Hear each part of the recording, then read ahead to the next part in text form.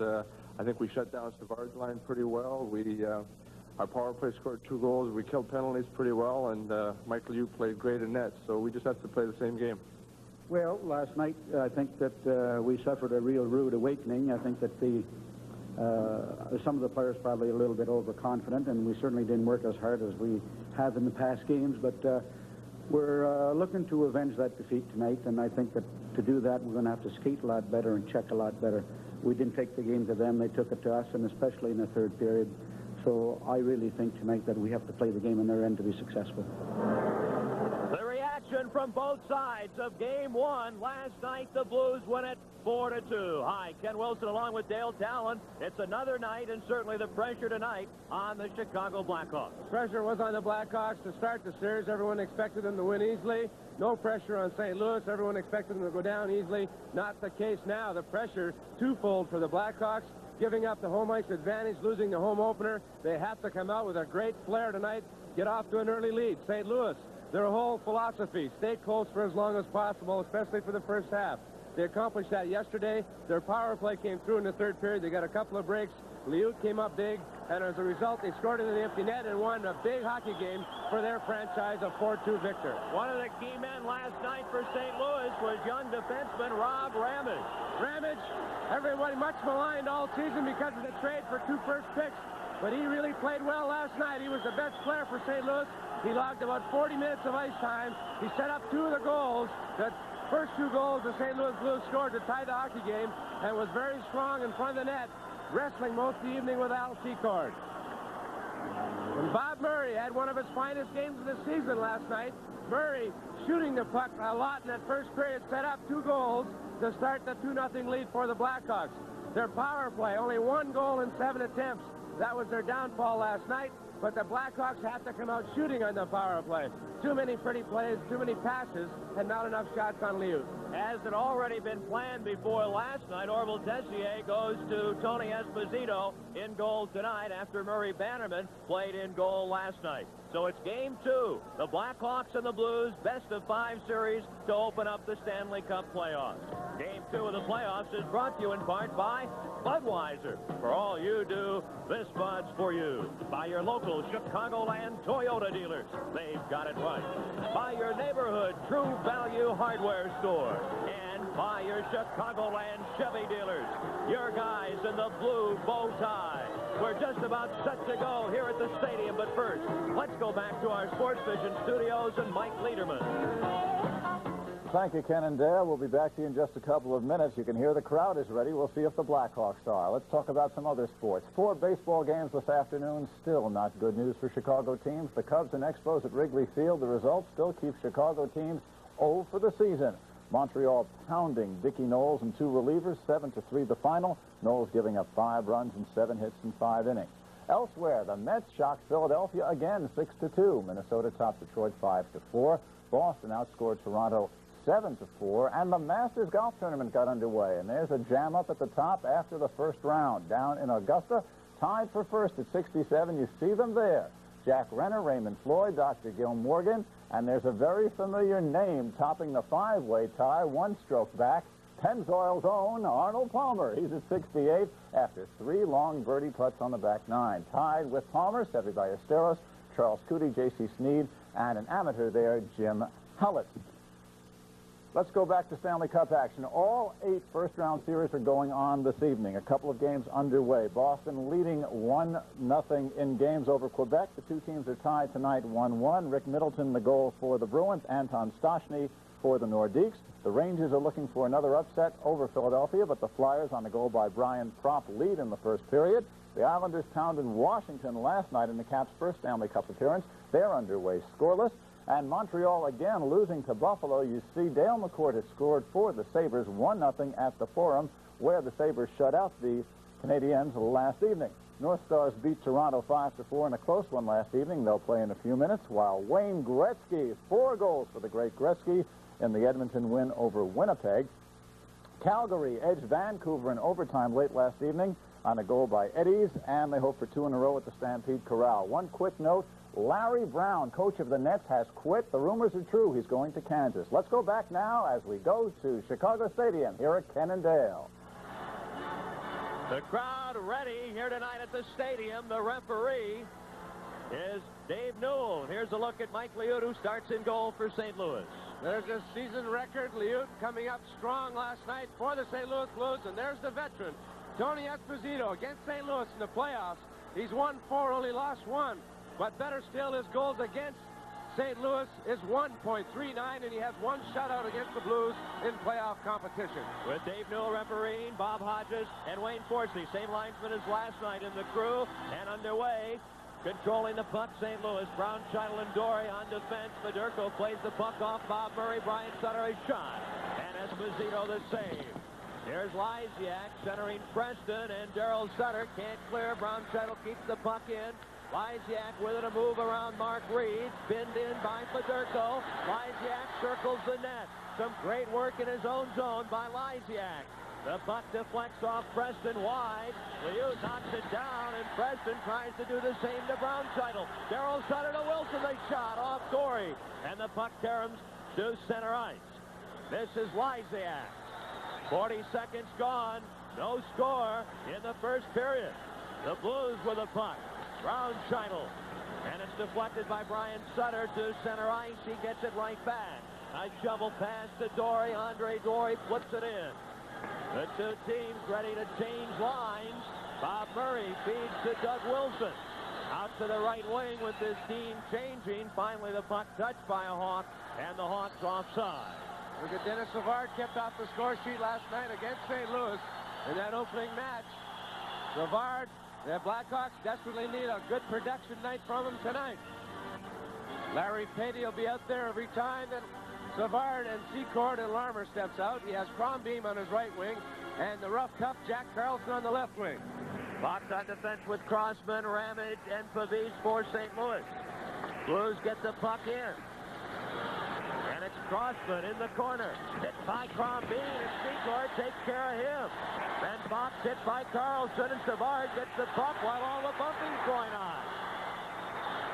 And the play offside. Larry Patey doing a good job in the neutral zone that time, defending against Dennis Savard. That's his... When he's at his best, Larry Patey, one of the premier defensive forwards in the league, scored the empty net goal at 19:59. When he shot the puck, there were 5 seconds remaining. It took 4 seconds for the puck to reach the net. Patey with 23 career shorthanded goals has the unenviable task of checking Dennis Savard. Last night, the edge went to Larry Patey. Some talk prior to the hockey game about last night, Savard, Larmer, and Secord not getting that much ice time. Orvalchevsky electing to take him off the ice every time Patey's line stepped out. Greg Fox keeps the puck into Savard. The puck slips away, but he gets it back with a great move to Secord. The shot off Pavis, the rebound to lose Larmer. And the puck cleared by Carlson to center ice.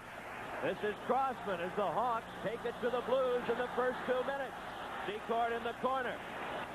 He's hemmed in by Ramage, and Larmer taken out by Crombie and Carlson. Pavis hits Savard, and this is Patey. Skating to center ice, letting one rip. Patey and the save by Esposito. Fox dumps Patey after the shot, and there'll be a penalty, a hooking penalty to Greg Fox. The Hawks with the early edge. There's no score. Your next car has to last a long time. You've got to make the right choice. Thousands of dollars are at stake. Right. The experts say the right choice is at your Toyota dealer. Celica is a winner. Exceptional quality. Corolla, well-built, reliable, economical. Cressida, smooth and sure. A quality car throughout. Toyota four-wheel drive, a bargain. Right. The right choice at your Toyota dealers now. Your Toyota dealers got it right. The St. Louis Blues get the first power play early in the first period. Fox off for hooking Larry Patey at the end of the shift. Blackhawks last night gave up 2 power play goals to St. Louis. St. Louis was 2 for 6 in the power play department, but 2 in a row, back-to-back goals in the third period, sent them on their way to a big win here last night. Gardner and Patterson, Wilson and Bob Murray to kill the penalty in front of Esposito. Duke wins the draw, back to Guy Lapointe. Brown Scheidel at the other point, the shot knocked down by Bob Murray. dumped the puck in. Liut again in goal for St. Louis. LaPointe has the puck dropped back by Brownscheitel. 2.5 minutes played in the first period. Blues have the power play. And the Blues offside. Blake Dunlop can't believe it. A stride offside. Zook may have been offside also. Zook scoring the game-winning goal in a brilliant individual effort. After the Blues had successfully killed off a Blackhawk power play, took the puck into the neutral zone, beat Tom Lysiak, let the wrist shot go that trickled under Bannerman's arm and finally trickled into the net.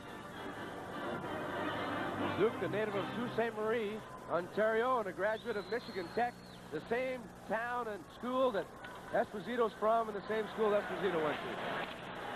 Murray drills the puck down the ice. Guy Lapointe on defense with Ramage now. Plays a bouncing puck for Pettersson. Here is Zook. 1:15 to go in the St. Louis power play. A little pass intended for Dunlop, intercepted by Bob Murray. And the puck hit a Blues player as it was going by the visiting bench, and referee Dave Newell stopped play.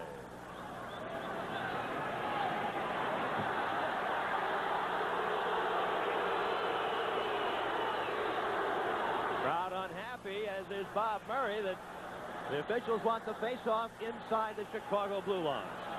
Murray arguing the fact that the St. Louis Blues player was standing up and interfered with it deliberately as he tried to fire it down the length of the ice. The face-off. Orville Tessier is red hot also. He was just throwing his arms in the air.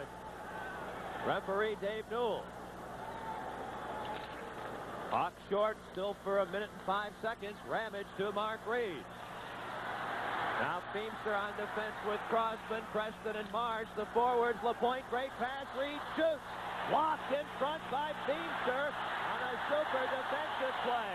And Feimster caught that one in the midsection. He's in severe pain at his own blue line. And Feimster going to challenge Fedorko. Then backs off. Bernie Fedorko looking for skating room, and Reed can't hold the blue line. The Blues offside. Feimster a bit dazed by that shot. Nothing serious, probably winded. Next, a defensive play to go down in front of Esposito to block it. Defenseman better make sure he blocks that because he screened the goaltender. Esposito had no chance if that puck gets by Feimster.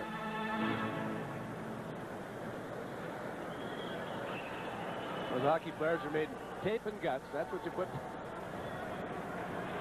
Feel better soon. Won't last long. They've been aspirin to it. 3.5 minutes have been played. 30 seconds to go. In the penalty to Greg Fox, there's no score. Blues setting up. They own the man advantage. Ramage headmans to Fedorko. He's bothered by Gardner. Gardner, Patterson, Bob Murray, and Doug Wilson killing the penalty in front of Tony Esposito and doing a superb job. Here's Patterson breaking in. Rick Patterson shoots wide. At the point, Bob Murray, a drive, and Gardner trying to deflect it, knocks it down. You'd think the Hawks had the power play. Greg Fox ready to step back on. Liut makes the save in the low drive by Bob Murray. And the Blackhawks will change players. Back at full strength. Guy Lapointe puts the puck in. Esposito has it lined up, gloves it. Leaves it for O'Callahan. He's hit off the boards to Secord on to Savard. This is Denny Savard to Secord. Bad angle is shot, and Liut closes the door. Patterson digs the puck out in the corner. He's tied up by Fedorko, and the puck squirts to center ice. Less than 5 minutes gone, and Savard offside, trying to break through on the feed, and play is stopped. Early in the period, still no score.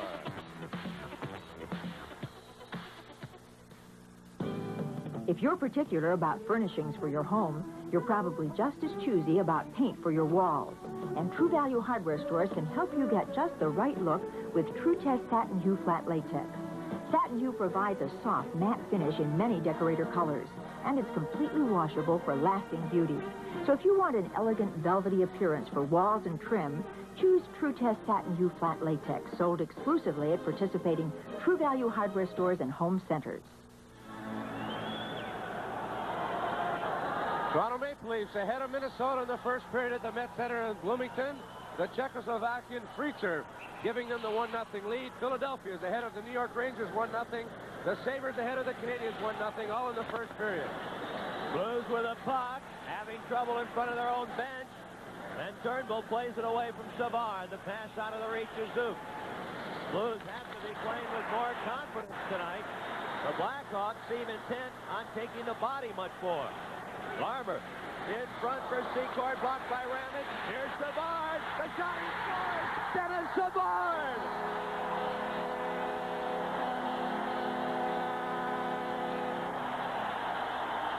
You don't keep that kind of talent off the score sheet for more than 1 or 2 games in a row. Savard with a big opening goal. The Blackhawks had that 2-0 lead. Tonight they get off to a good start. They killed off the penalty. Ramage fails to handle the puck. Secord kicks it to Savard. He comes by and beats Liut on the short side. A poor goal given up there by Liut. He should have had that one. By as it trickles 18, in through his Savard. pads. Here he comes around, shoots it Unassisted at right through Liut's legs. Blackhawk goal scored by Savard, unassisted at 5:09. Chicago with a lead, and the puck. Bob Murray, the shot, that goes high. Reed clears the zone.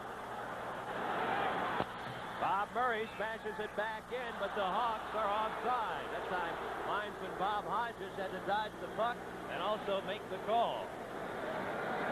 Goal unassisted. The assist should be given to Secord. He kicked that puck ahead to Dennis Savard. Wysiak, Sutter, Preston against Fedorko, Reed, and Brian Sutter for Barclay Plager's Blues. Dory over to Brownscheitel. Look at the forechecking by Preston. Brian Sutter throws his weight around. Bob Murray, some dazzling work to Darryl Sutter, and the shot deflects wide off Reed. Brian Sutter at center ice. Wilson intercepts, and the Hawks are so much more aggressive. The Wilson pass into the corner. Sutter hit by Dory. It doesn't bother him. He bounces off. Now Brian Sutter bumped off balance by O'Callahan. The pass to Dory to Fedorko, cutting in. And Reed's behind the play. Tries the center. The puck deflects away. A race between Lysiak and Guy Lapointe. And the ex-Montreal Canadien plays it first. Andre Dory way to center ice to Fedorko at the red line. He deflects it in. And the two teams complete a line change. 6.5 minutes gone in an exciting first period. 1-0 Chicago. Ludwig and a save by Liut. Behind the net, the puck fed weird hop up from the point O'Callahan. Oh, and the Hawks are really buzzing tonight. Now Ludwig hit by Vigneault. O'Callahan a drive and a pad save by Liut. In front, Fraser and Guy Lapointe mixing it up. Then Vigneault wants a piece of the Blackhawk player, Steve Ludwig. And Dave Newell, I'm not sure Dale really had a penalty to call, but he knew he had to stop play there. Well, Newell really didn't get good sight of that call. Vigneault should get a penalty. Charged from behind, hitting Ludwig. But nothing called on those two right there. Some great work by Ludwig, Higgins, and Fraser, and O'Callahan. O'Callahan tried the same move that Dennis Savard was successful on, trying to sneak one in on the short side, and it almost beat Liut. Vigneault has that hot temper, and they're trying to cool him down. But you can't cool the Blackhawks down. They lead it 1-0.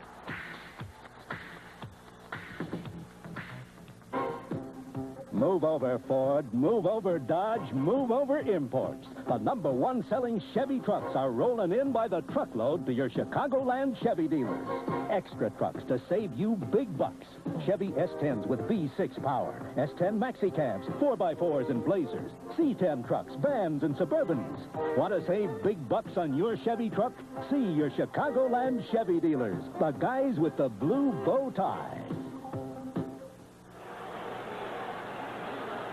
Steve Ludwig in the penalty box along with the veteran Guy Lapointe. I can't understand Lapointe in there. Vigneault should be in with Ludwig as Fraser and Lapointe were dueling in front. Well, Fraser's in there with Lapointe. Now he's got it right. I had it wrong. I'll tell you, that's a great job, though. Past the regular season, second game of the playoffs before you make even a little slip-up. There's Orville Tessier. They were mixing it up in front, and before Fraser and Lapointe really got going, Dave Newell stopped things. The Blackhawks really taking it to the Blues, as you can see, here in the first 6 minutes and 47 seconds of period 1. The Hawks have already scored. Secord can't get the shot. Both teams playing a man short. The defensemen at the points offensively for Chicago are playing very aggressively. Not backing off. Esposito has trouble. Now sees it and smothers the puck. A long shot. Dazed Esposito a bit, hit him in the shoulder area. Crombeen and Secord doing some bumping. Meanwhile, Esposito's over to the right. No one can see him. He's injured. Dazed from that long shot. He juggled it, lost sight of it, and had no idea where it was. He finally found it, and then a skirmish breaks out in front of him. There's the long shot right there. Esposito goes up, hits him in the shoulder, that vulnerable area. Between the arm and the shoulder joint right there, the padding is very limited, so the goaltender's motion is not limited. There he goes down right there, and here's the long wrist shot. Doesn't take much of a shot, really, to injure a goaltender in that area. He gets it right there. He loses sight of it. He's dazed by the shot. Then he finally locates it. Meanwhile, we've got some more penalties called. Dave Newell trying to put a cap on things here in a hectic and physical first period.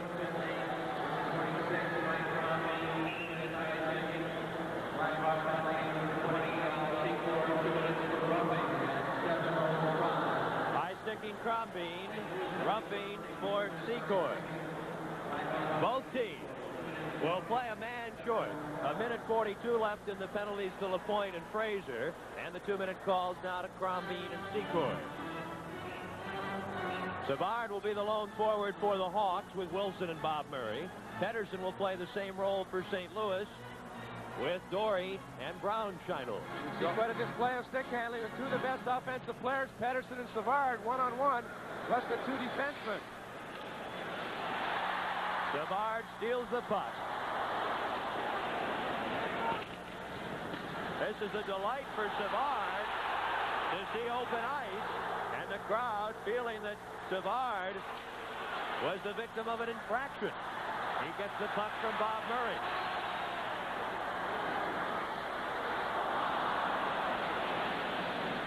The play really changes. The style so different when you take two men off on each side. And of course, that breakaway always in the forefront of your mind with so few players on the ice. Crossman just wide, and he had Liut moving in a hurry. The puck takes a weird hop. On a skate save by Liut. Here's Doug Wilson playing the puck around the board. Liut stops it behind the net for Brownscheinel. 40 seconds, and LaPointe and Fraser will come back on, and both teams will play one man short. Puck deflects off Pedersen. Crossman with Wilson and Lysiak for the Hawks. Crossman, good stick handler. Looking. Out to Wilson. He lets it rip. Liut the save. Pavese holding Lysiak's stick. He couldn't go for the rebound. Dory to Pavese. Dunlop blazing down the right wing. The save. Look out. And Wilson at the last second picks up Dunlop. And the puck will come to center ice. LaPointe and Fraser about ready to step back on the ice surface. The Ramage shot wide, up from the point to Pavese. Both teams now one man short. This is Blake Dunlop, the veteran. His shot caught by Esposito. Crossman with Fox, Fraser, and Savard at the moment for the Blackhawks. They lead it 1-0. Fraser breaks his stick in half, and it makes it an easy save for Liut. Ramage starts out in his own territory. Secord with the help of Savard intercepts. This is Crossman with a feed to Fox. He shoots the puck in. Off the boards, it comes in front. And Liut goes down to his knees to grab on. Fox dumping the puck in. The left defenseman should always dump it into the right corner. The puck came off the corner boards perfectly, but Larmer, trying to get to that perfectly angled shot, was interfered with by Sutter and couldn't get to the shot. Liut had to cover up. Liut has stopped a lot of shots early in this first period. The Blackhawks, a team possessed, they realized they had to come out of the gate flying and maybe get a couple of quick goals to parry the St. Louis Blues. The Blues happy to be down only by a goal in the first 9 minutes and 20 seconds. Game 3 set for the Checker Dome in St. Louis on Saturday night. You'll see that one here live on Sports Vision Saturday night. Quick shot, Preston scores! Rich Preston, and there's that second quick goal, and the crowd going crazy. The Hawks lead it 2-0. Face-offs in your own zone, so important. The Blues losing that important face-off. Lysiak winning the draw. Deflected back by Sutter to Preston. There it is right there. Preston doesn't really get good wood on it. It's just the quickness of the shot. Liut was not allowed to get ready for it, and it beats him through the legs. 2 bad goals given up by Liut early in the hockey game. There's not much on it because the puck was way ahead of Preston, and that goes right through his legs. The element of surprise. Hawks still tenaciously taking the man. Brown shuttle bounds off. Lysiak in front. Esposito pokes the puck away, and here come the Hawks. 4-on-1. Now Reed gets back. Lysiak takes a shot to save, and no one stays back for a potential rebound. Here's Fedorko with Reed. Bernie Fedorko in front. Daryl Sutter right there. Out for Lysiak. Preston breaks for the net. And the pass deflects to center ice. Fedorko in his own zone for St. Louis. And an offside pass to Mark Reed. And with a score 2-0 Chicago, there's a break in the action. The glass on the left contains absolutely no calories, no sugar, no heavy taste, no caffeine, no chemicals or salts, and absolutely nothing that fills you up. The glass on the right doesn't contain one thing more, other than Canfield's Natural Seltzer Water, the lightest, most satisfying drink you've ever tasted. Canfield's Natural Seltzer Water, the softest soft drink that's great straight or with a twist of lime. It gives people an intelligent alternative. There's Rich Preston, who scored that second Blackhawk goal off the face-off. 1 assist given to Lysiak, another assist could be given to Sutter. Just after that, Lysiak, with a great chance at a 4-on-1, was robbed by Liut as he made a desperate toe save to keep it from being 3-zip. Savard scores the first goal at 5:09. Then Preston at 9:23, the first of the playoffs for both players. Skirmish in front of the home bench. Puck comes loose. It's Ludzik to Fraser. Long bouncing shot wide. Off the side of the net, LaPointe drills the puck around the boards. Gloved by Bob Murray, a shot. And that hits a leg. LaPointe can't clear. Bob Murray, a high shot this time over the net. Here's Crawford. He's hit by Higgins, who goes down. Turnbull with a puck. Oh, and he's leveled by Bob Murray. Ludzik spins off the check there. And out to center ice comes Fraser. Crawford right off Ludzik on that check. Higgins goes down. Wilson trying to keep the puck in. And he does, but Vigneault comes up with it. 3-on-2 break to Lemieux, and he slides just offside. And a break there for the Blackhawks, desperately trying to get back. Add the assist now to Daryl Sutter, along with Lysiak, on Preston's goal that makes it 2-0. You look at the rookie, Alain Lemieux, coming off the ice, going to the bench with his first action in playoff competition as a rookie, called up from Salt Lake City. Played most of the year in the Central Hockey League. Savard with Larmer and Secord, Crossman and Fox for Chicago. Less than 9 minutes remaining here in period 1. And it has been a period dominated by the Blackhawks. Upset by the Blues here last night in game 1, 4-2. Fox off the boards to Secord. Savard flying in on the right wing. Here's Larmer. Savard in front. And Larmer grazes the post. Crossman passes it by Savard. Larmer will get to the puck in the near corner. Back to the point. Greg Fox tees it up. The shot off Patey. Savard with it. Back to Fox. He has trouble. Just plays it ahead. Crombeen can't play it. Here's the Larmer drive. And a good save by Liut. Patey out to Crombeen. The pass past him. And it'll go the length of the ice. Crossman on the puck. And the whistle is icing St. Louis with 8:08 remaining in the first period. Blackhawks are fired up. They've had some great chances. They could be well ahead in this hockey game. They're ahead 2-0, but they could be ahead by 4 or 5. Liut making a good save off a shot by Steve Larmer, but prior to that, Larmer had Savard wide open, all alone in front. He elected to shoot. The shot just went wide, just grazing the far post. Can't complain tonight about the ice time that Savard, Larmer, and Secord are getting. They've been on the ice every other shift in this first period. Look at that, Toronto Maple Leafs with a chance to upset Minnesota and even that series in 1 game apiece. Bill Zerlego scoring to make it 2-0. Ludzik against Zook. Steve Ludzik centering Fraser and Higgins. O'Callahan beams through the Chicago defense. Fraser and Higgins do the work behind the net. And then Zook becomes the opportunist to Dunlop. He'll shoot it in. Pedersen after it. O'Callahan takes him out. Here's Ludzik getting the puck ahead. Higgins collide with a Blues player, Brownscheitel. Of course, Higgins really never had the puck technically.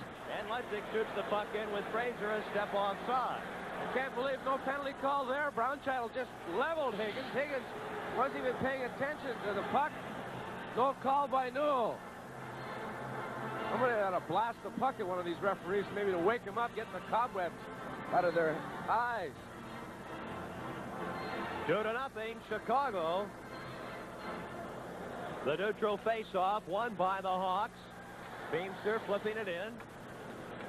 Now Liut at the last minute sweeps it away from Ludzik. Higgins forces the play in the corner. On the near side, look at Beamster up from the point. Then he's stopped by Vigneault. Zook spun around. The point hit by Higgins. Well, the Blackhawks doing some outstanding forechecking. Ludzik takes the puck away from Zook. Higgins can't get by the Pedersen poke check. Pedersen trying to wind his way through center ice. And the play offside at the Chicago line with 7:13 left in this period. Ken Wilson with Dale Talon on Sports Vision. This is Stanley Cup hockey.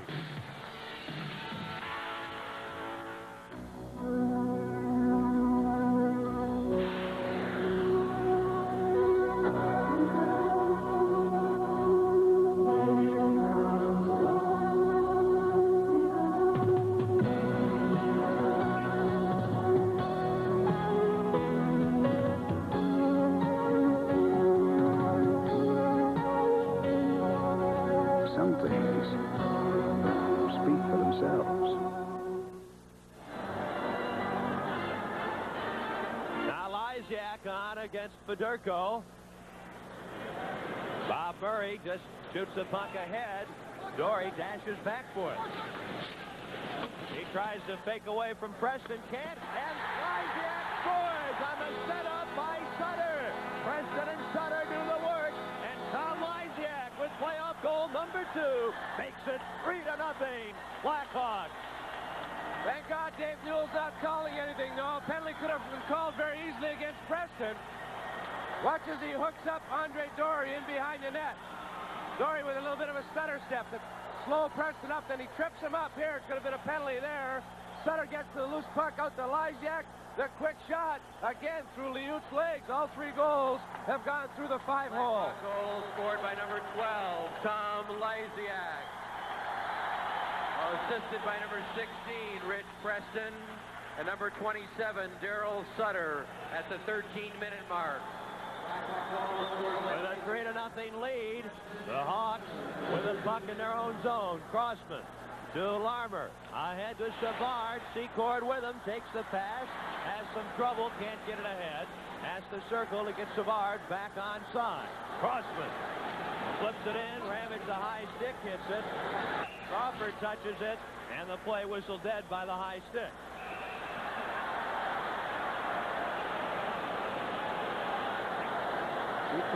Crossman trying to dump it in. It deflected off Ramage's stick, a high stick. As soon as St. Louis touches the puck, an automatic whistle. And then Savard sort of accidentally rubbed into Ramage. Secord was right there to make sure nothing pursued. And then the whole St. Louis Blues team came, and there's Barclay Flegger. He's upset with the lack of call on the tripping by Preston on Vigneault, or on Dory, I should say, that resulted in the 3rd Blackhawk goal. Flegger verbally hounding referee Dave Newell. 6 minutes, 37 seconds left, period 1. All Chicago, they lead it 3-0. Savard, Preston, and Lysiak have scored. Of course, the Hawks led in the third period last night 2-0 and dropped the 4-2 decision. Loose puck taken over by Carlson to Mike Crombie. Payday in front. Fox, a good check on Crombie. Then a shot by Ramage goes wide. Larmer trying to fake Carlson. And Crossman hit hard. Here's Greg Fox to Secor. Then Fox leveled by Carlson behind the play. Larmer in front, and Savard unable to make his way past Pavis. Well, this line for St. Louis, an intimidating line with Jack Carlson, and Mike Crombie on the wings. They basically do one thing, and that's throw the body around. That's the line I like to see on the ice, though. I like to see Jack Carlson play about 30 minutes, because you know, sooner or later, Larmer's going to elude him and get many opportunities. See Larmer going to the left wing. Carlson really doesn't know where he is and can't locate him.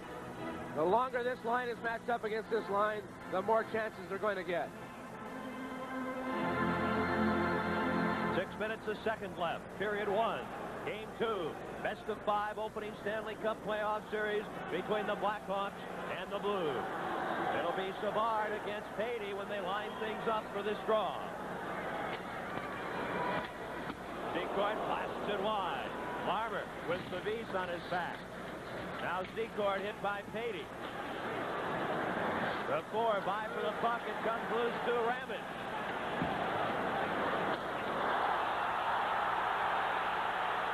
And behind the play, a penalty will be called by referee Dave Newell. The 4 players who were battling in the corner on way behind the play.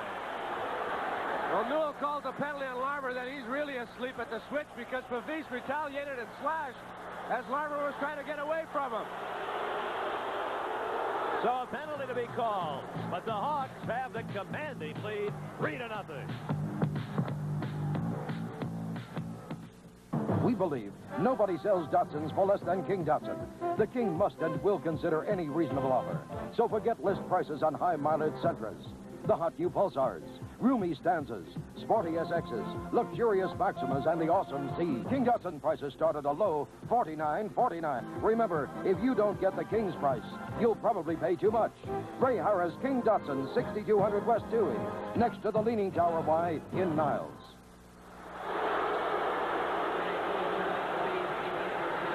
Both players will get penalties. Newell taking the easy way out, calling it against both teams.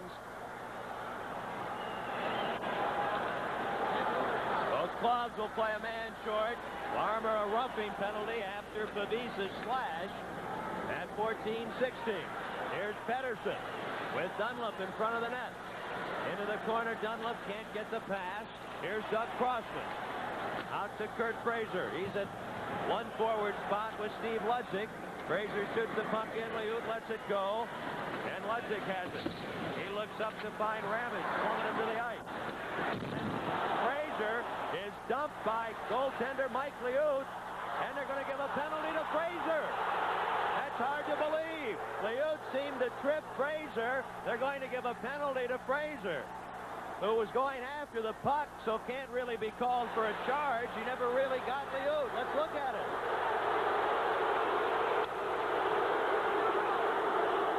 Liut avoids him and trips him up with the right leg. He charged at him, but he didn't even touch him. Can't believe that call. The Blackhawks in the first 4 periods of hockey in the playoffs are really getting the short end of the stick on the officiating.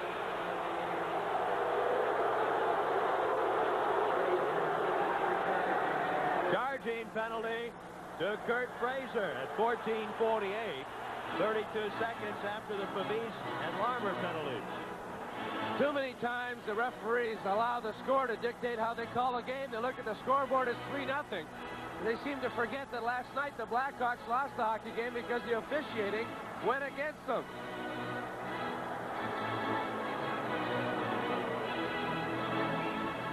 Tom Lysiak will be the lone forward. The stalwarts on defense, Wilson and Bob Murray. And the crowd giving an answer to referee Dave Newell. This is Guy Lapointe. On defense with Ramage. The Blues with a man advantage. Desperate for a goal. Esposito stops the puck. Here's Federko looking to center. To LaPointe at the blue line. He'll let her go. And a great pass save.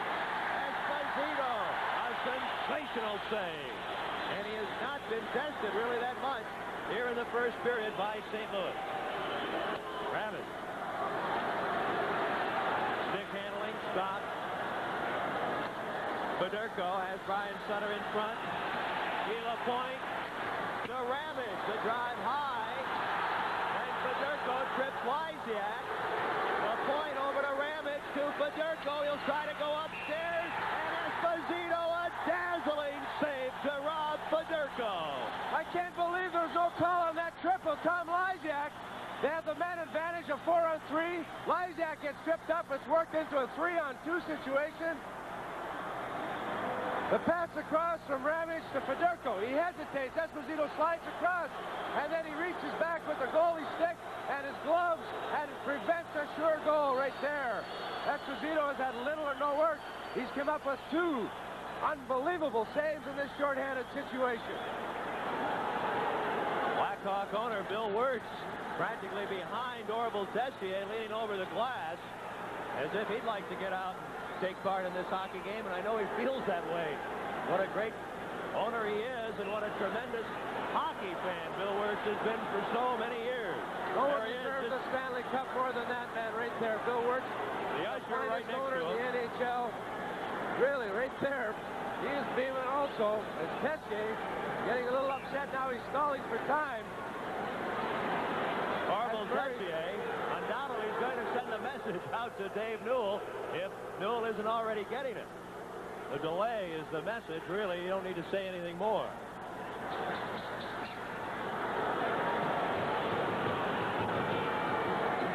The Blackhawks ever kill this off, this stadium, the roof will go off. 4 skaters to 3. St. Louis with the advantage, but they trail here late in the first period. 3-0. Doug Wilson gets the puck out of his own end. Ramage with LaPointe. Turnbull and Lemieux for St. Louis in the dark sweaters here tonight at the stadium in Chicago. Pass to LaPointe. Ramage. Spun down by Wilson, but held out of the play by Ramage. Turnbull in front for LaPointe, and Lysiak a saving slide. Now here's Wilson, and he clears the puck down the ice as Pavis and Larmer are back on. 25 seconds left in the Kurt Fraser penalty. This crowd going crazy here in Chicago. 3.5 minutes to go. Preston takes care of one Blues player. The puck comes along the board. Preston and Ramage still battling. And Brownscheitel hit by Marsh, who keeps the puck in. And now a penalty coming up. A penalty will be called by Dave Newell. That's your basic either-upper. The fans call that one. Newell does have a contest. He finally calls one against St. Louis. A slashing penalty on Brownscheitel.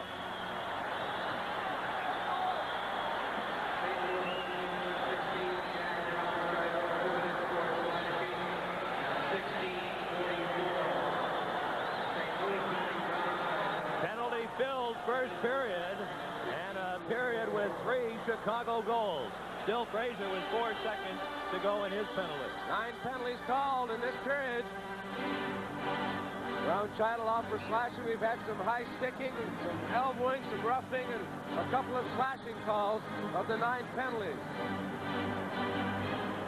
There were quite a few penalties in last night's game also. A game of similar style, though the Blues were doing more of the hitting last night. The Blackhawks really have come out fired up in this first period. That's a good sign. That's a sign of a good hockey team. Last year, the New York Islanders were on the brink of elimination against the Pittsburgh Penguins in that preliminary round.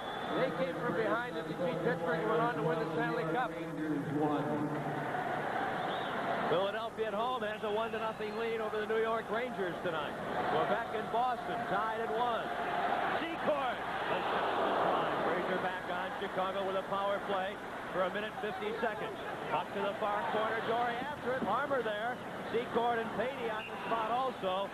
and the puck held for a faceoff. The other games going on around the league, the Nordiques and the Bruins all knotted at 1 in the first period. Brian Propp has given Philadelphia, had given them a 1-0 lead, but the Rangers have come back to tie it up in the first. No score, Capitals Islanders.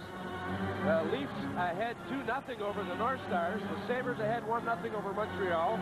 Winnipeg and Edmonton a late start, as well as the Vancouver-Calgary game. Almost 4 periods gone in Montreal. In that Sabres-Canadian series, Montreal without a goal. Crossman to Wilson, a power play. A shot wide. Crossman charges, avoiding Patey. Then poke check by Dory. Back to the point to Larmer.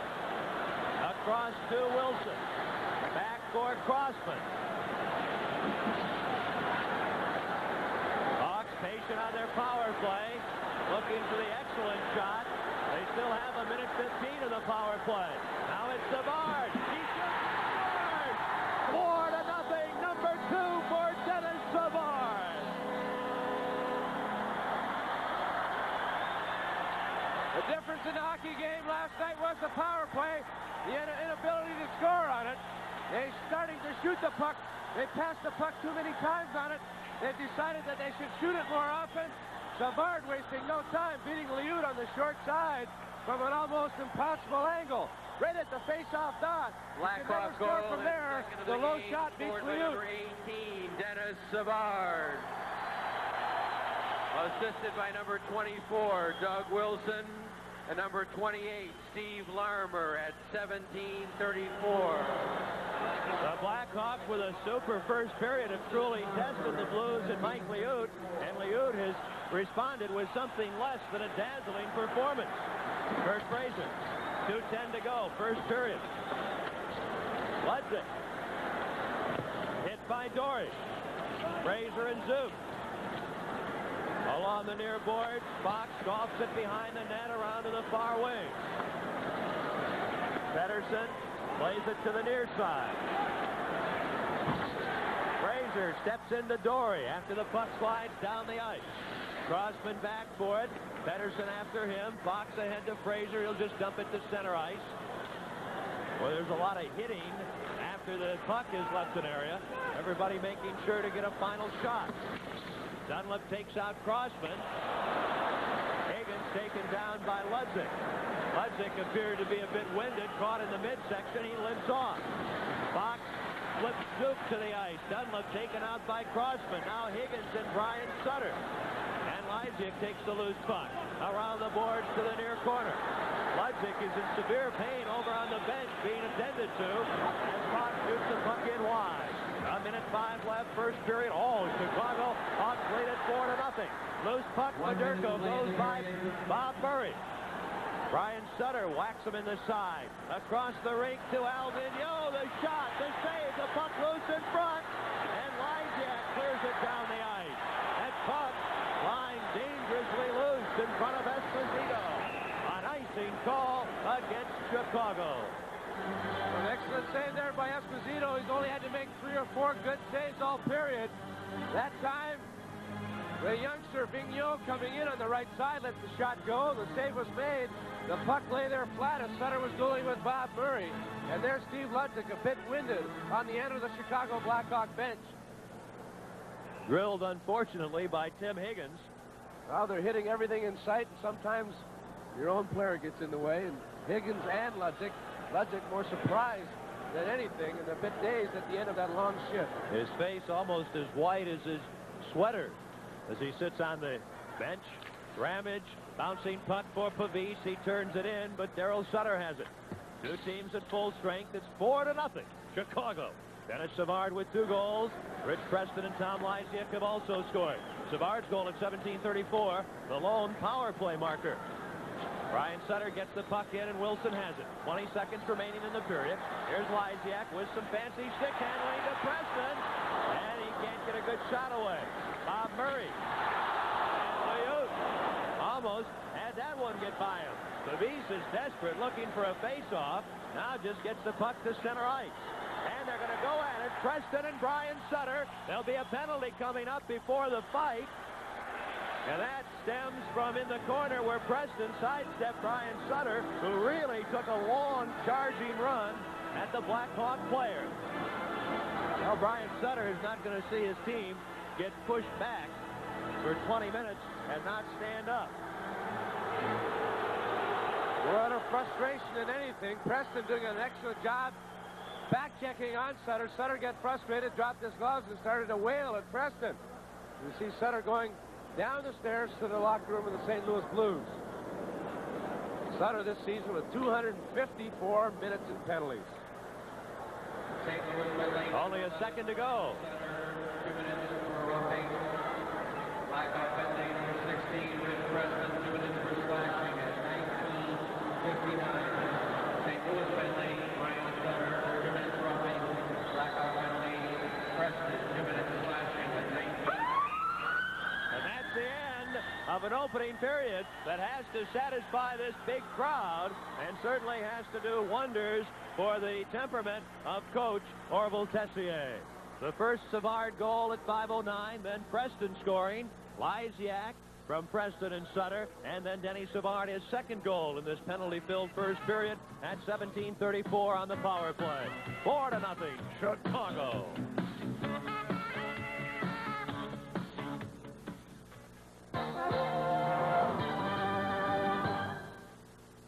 To everyone who's got the heart and courage to go the distance, this Bud's for you.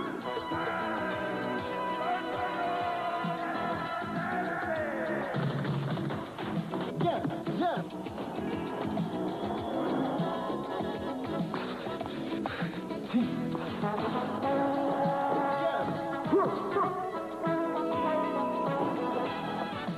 Thank you, Miles. Again.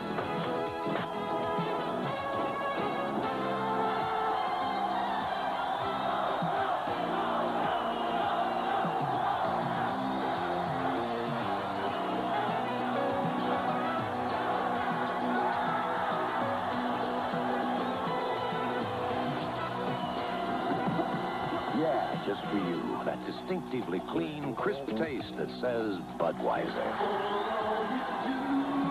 This Bud's for you. Mad Max. The crack interceptor on the highways of tomorrow. Into a world without law. A world without order. Comes a man without fear. Mad Max. When fear rules the highways, pray that he's out there. Somewhere. Rated R. Starts tomorrow. Why are more and more new truck buyers selecting Toyota? Value. Right. Your Toyota dealer's got the sport truck with diesel engine efficiency. A truck with 3 across seating that has the biggest standard engine in its class and a 1,400-pound payload. Right now, he's got truck incentives from Toyota that could give you even more truck for your buck. Somebody did it right. Value. Your Toyota dealers got it right. Well, for the first 20 minutes anyway, the Hawks seem to have gotten Orville Tessier's message, skate harder and put the puck in the net. Hi, I'm Mike Lederman. Of course, there are 40 more minutes to go, and we'll bring them to you, starting with the second period in just a couple of minutes. A full slate of the other NHL playoffs tonight, 8 games in all. Let's check them right now. Quebec and Boston tied at 1. Rick Middleton for the Bruins and Anton Stastny for the Quebec Nordiques. They are now in the third period. The Rangers looking to go 2 up on the Flyers, now have taken a 2-1 lead. Philadelphia started it with a Brian Propp power play goal, but McPhee and Laidlaw have scored for the Rangers. They are in the second period. Islanders, a game to the good on Washington. The teams are scoreless on the island in the second period. Meanwhile, still more surprises from the Forum. Buffalo shutting out Montreal last night 1-0, now has a 3-goal lead. Dale McCourt, Gene Hamel, and Davis have scored for the Sabres. Montreal hasn't scored now through 5 periods. Minnesota and Toronto, Miroslav Freiser has scored. The Toronto Maple Leafs have added another goal. The North Stars trail 2-0. That game still in the first period. That's good news for Chicago fans. Games to get started, Winnipeg and Edmonton, with the Gretzkys holding the lead from Edmonton in that one 1-0. And Calgary and Vancouver will be playing later. Calgary, the Flames, lead that series 1-0. The Masters Golf Tournament was held up for almost an hour by lightning this afternoon. The lightning abated, and Jack Renner, Ray Floyd, and Gil Morgan all got charged up. They shared the first-round lead, as you can see, at 67. But the big news, as ageless Arnold Palmer, age 53, he sank 3 birdie putts in a row of 20 feet or more to move into the pack, tied at 1 stroke back. Let's take a look at some of the action. Here's Ray Floyd approaching the 18th green, needing a birdie to tie for the lead at this point with Renner and Morgan. And take a look at that approach. Raymond Floyd, no problem here with the birdie putt. He'll can it, and he will add to the 67 to go with Jack Renner and Gil Morgan tying for first. Palmer, we showed you, hitting 3 straight birdies, going for the 68. This was almost a fourth. Take a look at this one. All he needed was a little oil on this, I suppose. But there it rimmed the cup, and Arnie grimaced a bit, but still a 68. Here's Sam Snead, age 71. Didn't quite shoot his age. He had a 79, but there's one of Sam's putts that he made. It's his last Masters. In baseball, the White Sox have the day off to think about their 3 straight losses to Texas and preparing for this weekend series against the Tigers in Detroit. In the 12:30 opener tomorrow, Dennis Lamp will go for the Sox, and you can see that right here on Sports Vision, the first half of our day-night sports doubleheader. We'll also feature the Bulls and Atlanta Hawks at 6:30 from Atlanta. You can also see Game 2 of Sox-Detroit Saturday at 1, followed by the Stanley Cup game between the Blackhawks and Blues, Game 3 Saturday night at 7:30. In baseball today, the Cubs, another rough day at Wrigley Field, losing their second straight to Montreal, 7-3. Dickie Knowles touched for 5 runs and 7 hits in but 5 innings at Wrigley, while relievers Warren Brewster and Craig Lefferts each gave up a run in 2 innings apiece. Here's the way it worked. Mel Hall doubling in Larry Bowa in the 3rd inning with the Expos leading 1-0.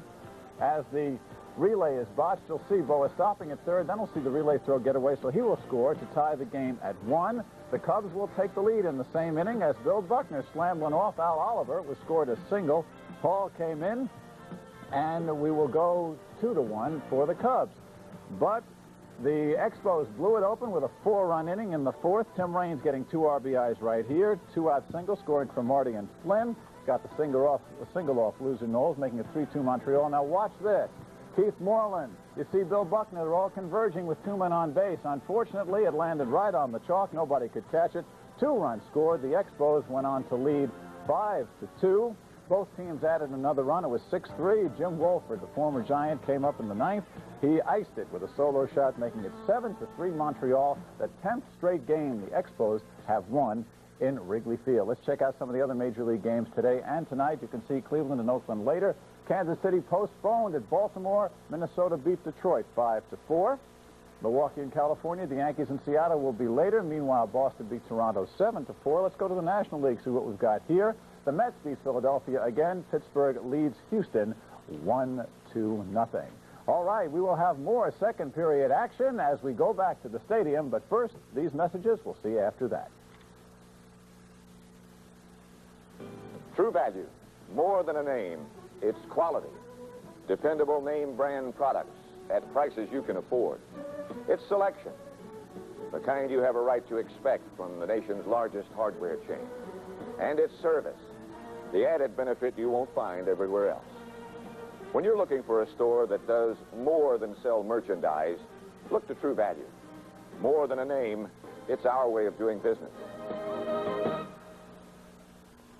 The night janitor at WFYR eyes the microphone. A fantasy forms. WFYR. Broadcasting from atop the world's tallest building. Solid Gold, Saturday night. You can do magic. One great song Longer than after another. ladies. You don't bring me flowers anymore. More of the best music. WFYR. The Edge. In name brand sporting goods, the Sport Mart Edge. With the biggest selection and professional advice, the Edge. With low prices every day, Sport Mart gives you the Edge. Full selection of Murray bicycles at huge savings, featuring Team Murray 20-inch BMX with rear caliper brakes. Sport Mart priced at $89.96. And save on the Smokehouse from Miro. Smokes food quickly, easily, and economically. Perfect for the outdoorsman or gourmet camper. For sports, it's Sport Mart. Next time you hear about some lucky investor who did really well, remember this. It isn't always luck. Sometimes it's Barron's. Get the next 26 weeks of Barron's for $32. Just call toll-free 800-453-4101 and also get as a bonus the helpful booklet, The ABCs of Market Forecasting. That's 26 weeks of Barron's plus the bonus booklet for just $32. Call 800-453-4101 now. Don't make a move without Barron's. Blackhawks outshoot the Blues 14-9 in the first period, and it's an entirely Blackhawk story in period one. Ken Wilson with Dale Talon welcoming you back to a fun-filled stadium tonight, and with a 4-0 lead, there has been a lot of fun here. How has this game been different than what we saw last night? Basically, the Blackhawks are a lot more aggressive. They're coming out and they're forechecking. They're taking the first guy's taking the body, and the second guy's coming in and taking up the loose puck, and they're shooting the puck a lot more than they did last night, and that's basically the difference.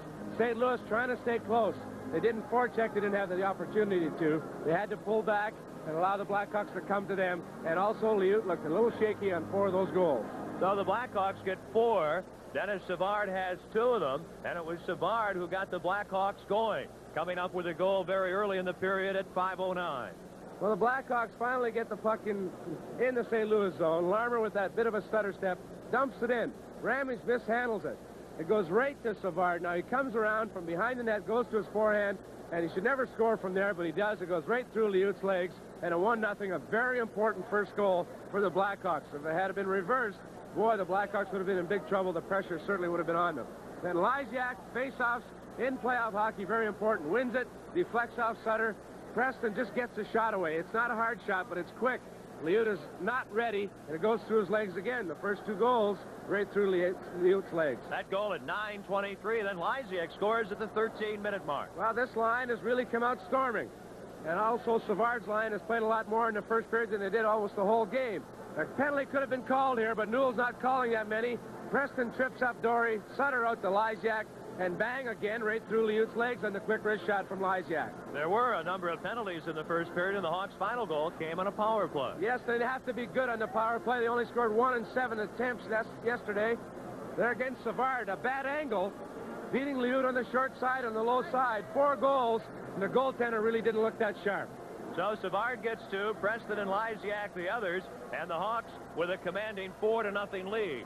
You know, we have, in a sense, contradicted ourselves, because Dave Newell has, in fact, let a lot of penalties go, so we can say he let a lot of things go, yet he has called quite a few penalties, as did Ron Hogarth last night. He let a lot of things go. He could have called a lot more, and he blew a few calls. I don't think the officiating's been very good in the first 4 periods of playoff competition that we've seen. The Blackhawks in a 4-on-3 situation, Lysiak was tripped up, almost cost them a goal in a critical time in the hockey game. But no, they didn't score, and that really picked the Blackhawks up. They came down and scored that power play goal, a 4-0 lead. They keep playing that way. It's going to be an easy night and a long night for Liut, especially. Had Mike Liut had any kind of first period tonight like he played last night, the Blues would still have a shot, but they have to be a bit demoralized now. They should be. You know, the Blackhawks yesterday, or last night, we were ahead 2-0. They let up a couple of bad breaks, a couple of penalties, bang, the game was tied up. The pressure was on the Blackhawks. They had to win. Everyone expects them to win. Tonight they come in having to win. They couldn't afford to go to St. Louis down 2 games. They've really responded to the challenge. A tremendous first period. Esposito only had to face 9 shots, and they only had 3 or 4 tough saves to make. So the Blackhawks and Blues ready to go at it in period 2, and you've got to think that tonight the Blackhawks will not let up. They lead it 4-0, and we'll be right back.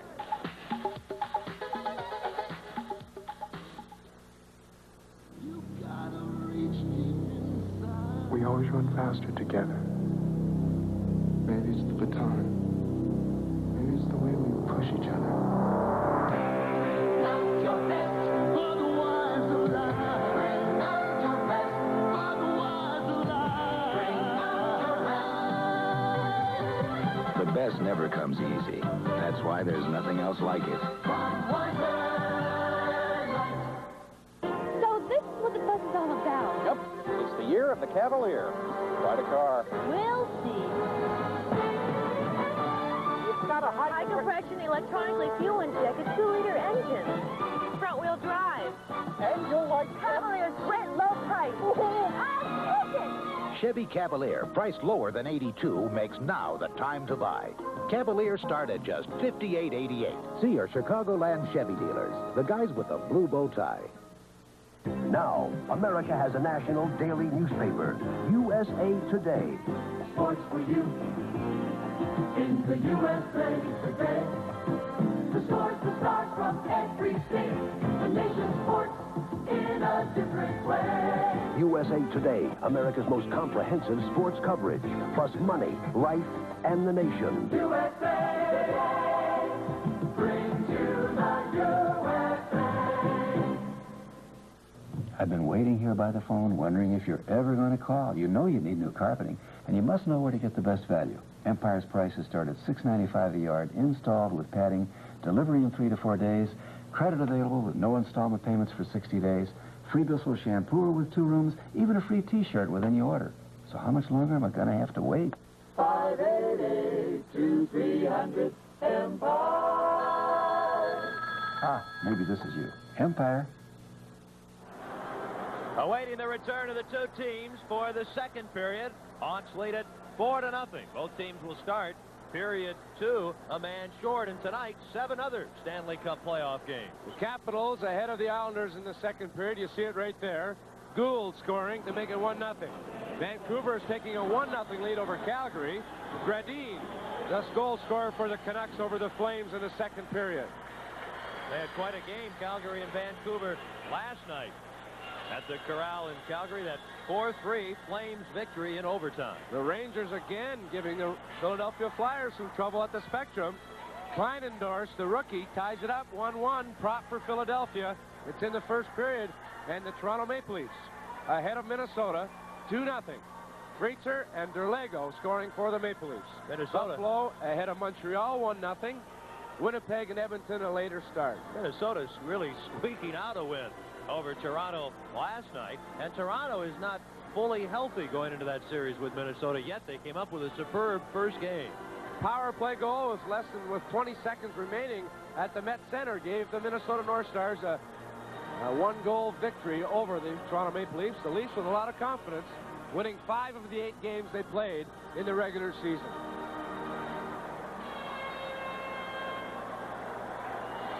When you look at one of the Blackhawks fans, the fans have really been very vocal here. Have given the Blackhawks quite a lift in this first period. Blackhawks must continue in the same way. Aggressive forechecking. The St. Louis Blues have a very suspect defense after Ramage and LaPointe. You really have some youngsters back there that mishandle that puck if you get on them in a hurry.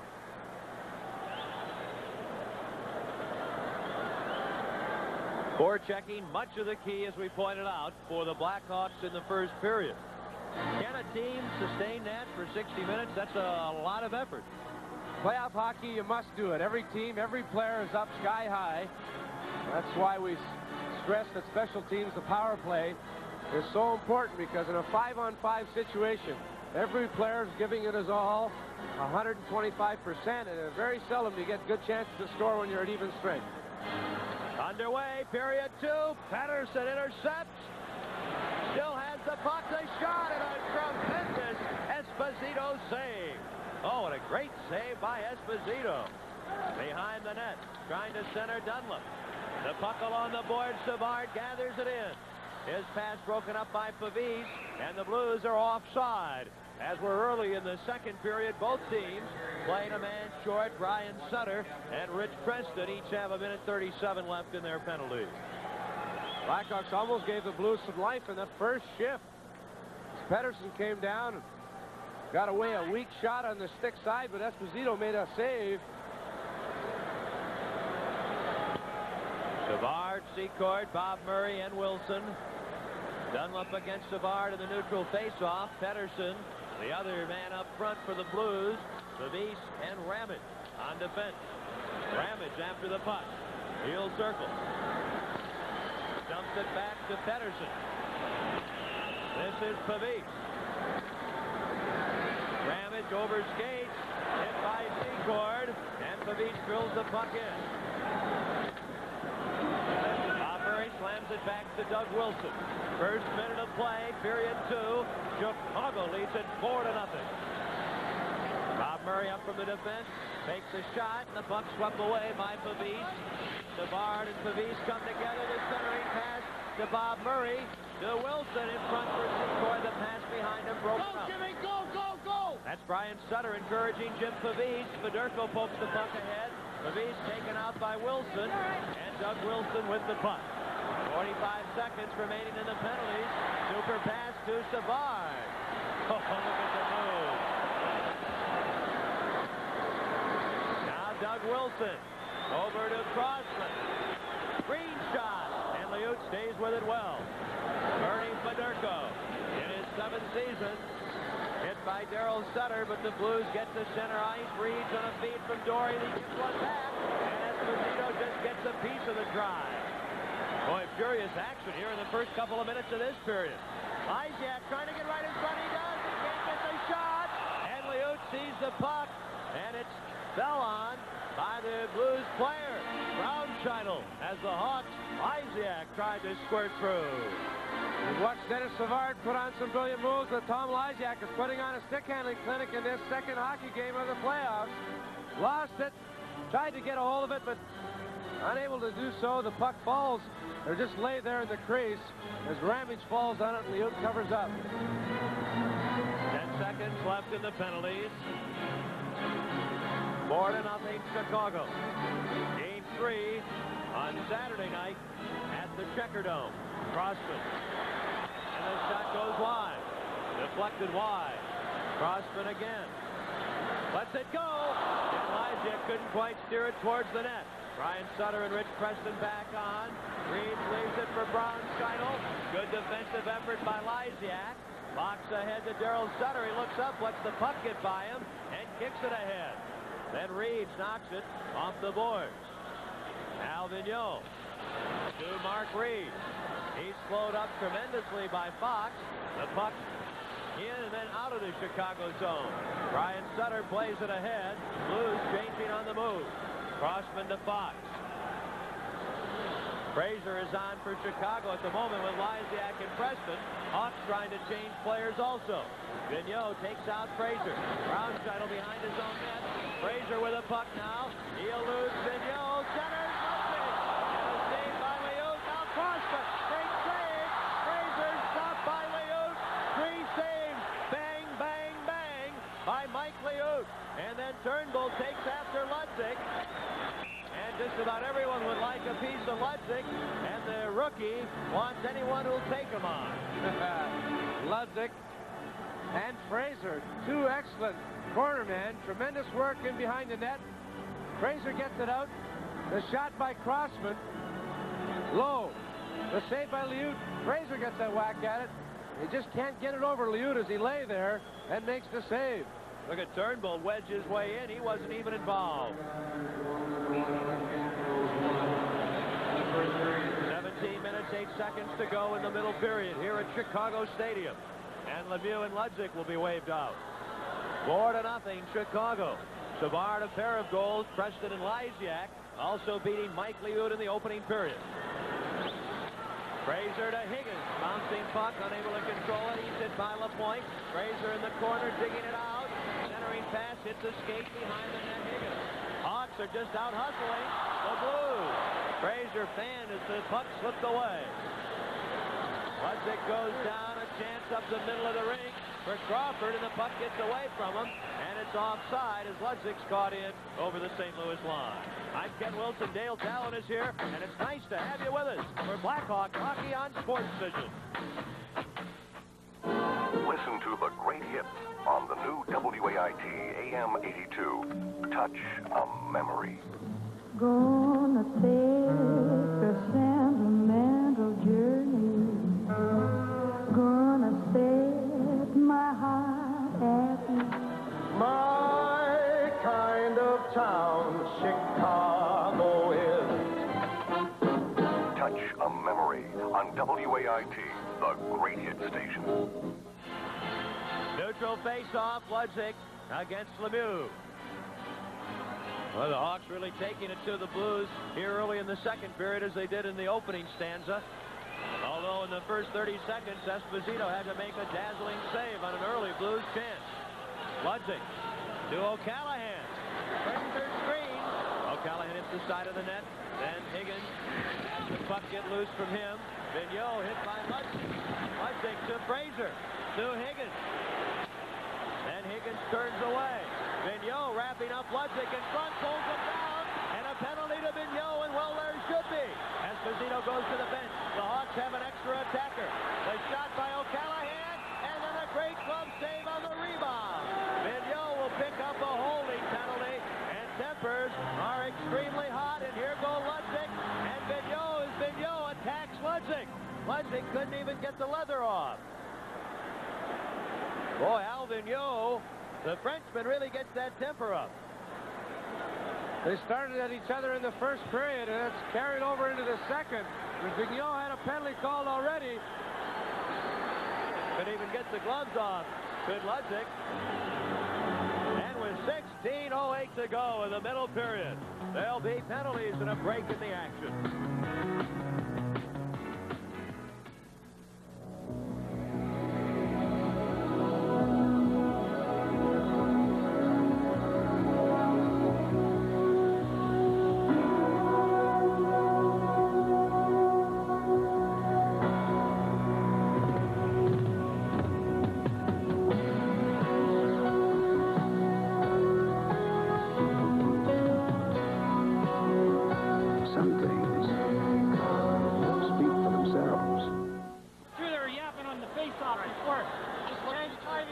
Here's the replay as they really do a lot of yapping around the penalty bench. There's a penalty call originally right there, the two-point takedown. Vigneault right there. Then a delayed penalty call. The Blackhawks had control of the puck. Ludwig doesn't want to retaliate to take a penalty. And then O'Callahan was robbed on a backhand shot. A save by Liu. There have been some heated words over by the penalty bench. Vigneault going into the penalty box, the visitor's box, after Ludwig had taken a seat. And Vigneault, in no uncertain terms, told Ludwig, how about dropping him next time? You no good? So and so. This program is now has an R rating. Then linesman Bob Hodges explaining to referee Dave Newell that a couple of players were doing some unnecessary yapping in a prior face-off.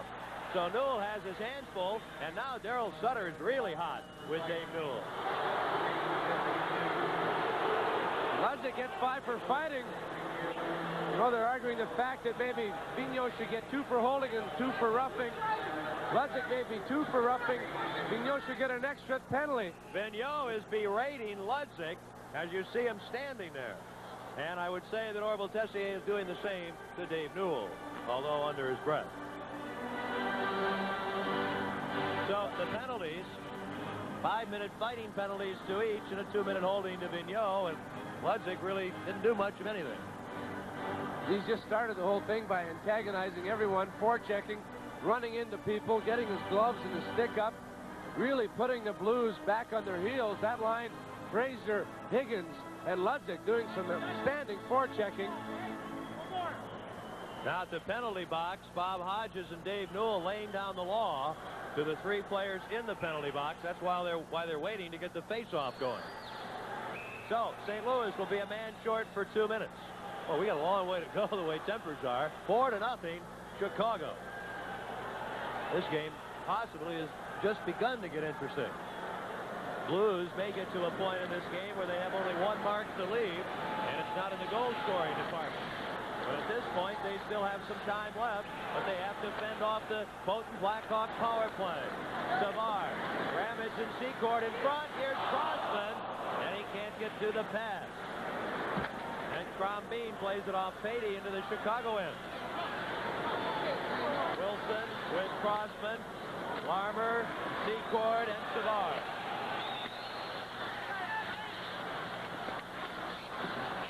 Doug Wilson. Savard has gone into the St. Louis zone. He'll circle back out. Now 1:15 remaining in Vigneault's penalty.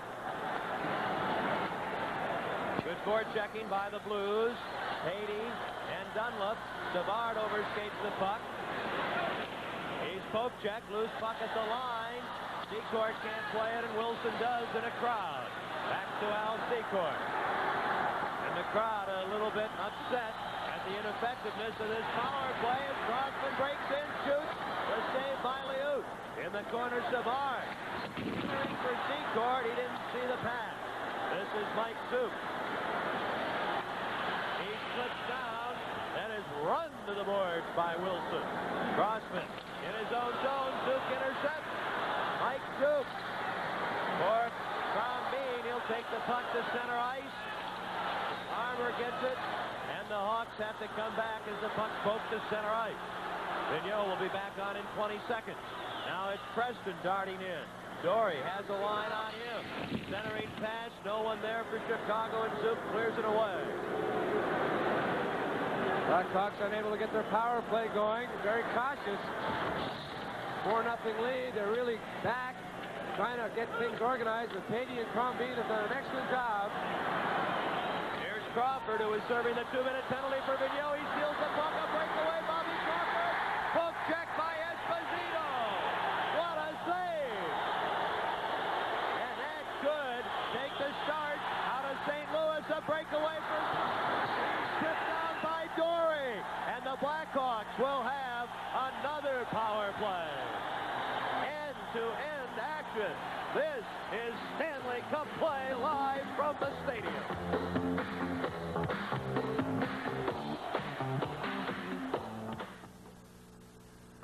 Mad Max.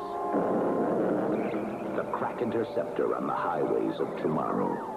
Into a world without law. A world without order. Comes a man without fear. Mad Max. When fear rules the highways, pray that he's out there somewhere. Rated R. Starts tomorrow. A short-handed situation. Bobby Crawford, the rookie. Look at the veteran. Esposito wins the battle. Comes way out of the net and pokes the puck away from Crawford. And then Esposito taking a chance. Bustered the youngster Crawford. Got away with poke checking the puck away from Crawford. Sutter breakaway. There's a penalty. Sorry. Dory tripping up Sutter. Sutter tried to take a whack at Liut. End-to-end action. Well, his tempers are starting to flare up. Could be here for a long, long night. Of course, this is really not game 2 of the playoffs. Yes, it is, but the 4th game that these players have been involved in against each other in a very short period of time, playing the last 2 regular season games against each other Saturday and Sunday nights. Good chance, Bob Murray. The shot, the save, but the rebound, and it's just poked away. Wilson to Lysiak. Minute 50 left in the Hawk power play. The drive line. Now Wilson. Lysiak, deep slot with a puck. Preston in front with Sutter. The shot by Bob Murray. Trying to go upstairs. He couldn't. Beatty, Crombeen. Ramage at the point, killing the penalty, and that waist-high shot caught by Mike Liut. The Blackhawks aren't pussyfooting around on the power play tonight. They're not making that extra pass. They're cranking it up and letting it rip. Bob Murray, very upset with himself, has had 3 good chances on this power play and was wide on all 3 shots. Keep peppering Liut. You know he's going to have to play all the games in the series. Played 68 games in the schedule. Keep firing at him. Get 50 shots on him. Make him work. Tire him out. Beatty against Lysiak. Still a minute 33 left. In the penalty to Andre Dory. He went off for tripping at 6:14. 4-0 Blackhawks. They've owned this game. Wilson to Bob Murray. And again, it goes high. Crombeen may have gotten a piece of that one. Preston, pass intercepted. Ramage, and he clears it down the ice.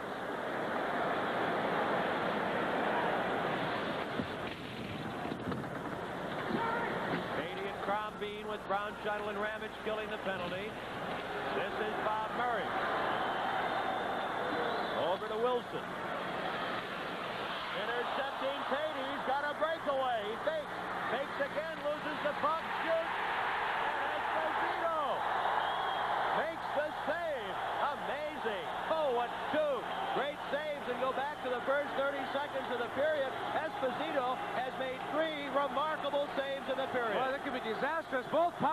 the Blackhawks been very lackadaisical.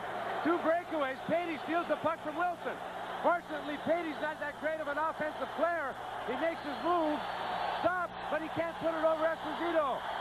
2 big saves by the veteran Esposito, and the fans are going crazy, giving him a standing ovation.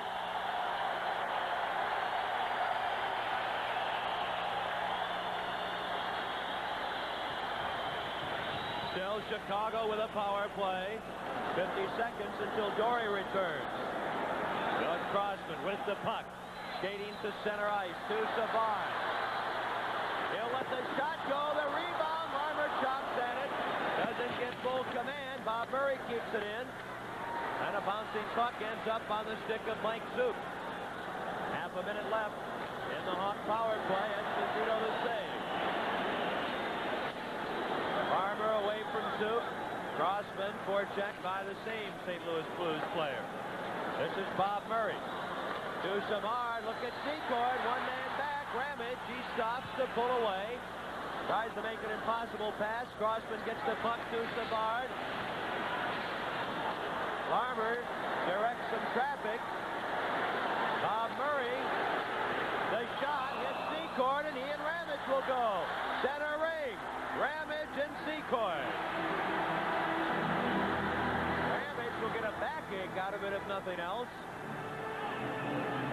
All season long in the preseason schedule, during the season and in the playoffs, Secord and Ramage have been going at each other. It's been a constant battle in front of the net. Secord and Ramage, 2 strong boys. Neither one of them able to wrestle the other one to the ice.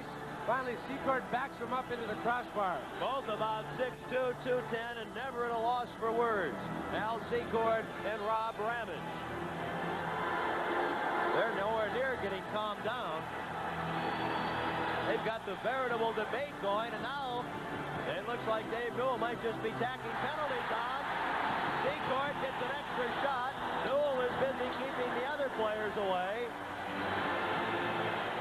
And, of course, you still have Vigneault and Ludwig in the penalty box. And I don't believe Forsey and Hodges, the linesmen, are that interested in going over to the penalty box. They were both going to get misconduct.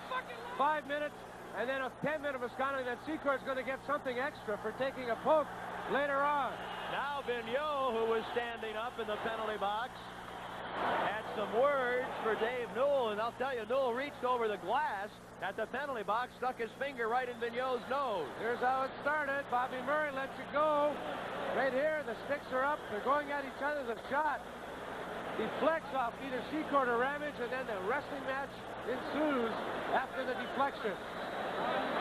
Tell those fucking guys.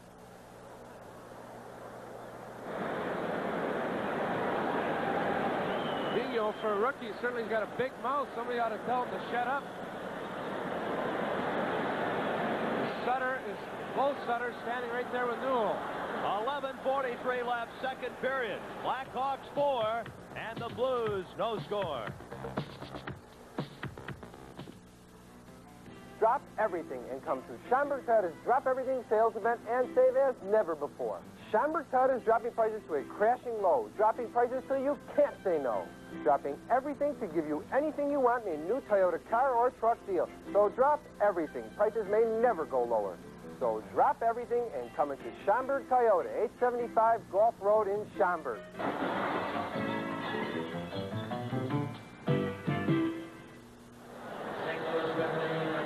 See some discussions here. The 2 Sutter boys, each the captain of the respective teams. But there's Darryl Sutter. 2 minutes high sticking, 2 minutes roughing, and a 10-minute misconduct. Secord gains an extra 2 minutes. Ramage got a 2-minute minor for high sticking and a 10-minute misconduct. And 2 minors to Secord, plus the 10-minute misconduct, as they just wouldn't quit. That's one way to cool them off. Send them downstairs. Third period, Rangers Flyers at the Spectrum, 2-2. Okay, yeah, I didn't know what The Rangers really doing an outstanding job at the Spectrum, winning the first game. Pressure definitely on the Flyers. They must come through with a victory. The Quebec Nordiques ahead of Boston 2-1.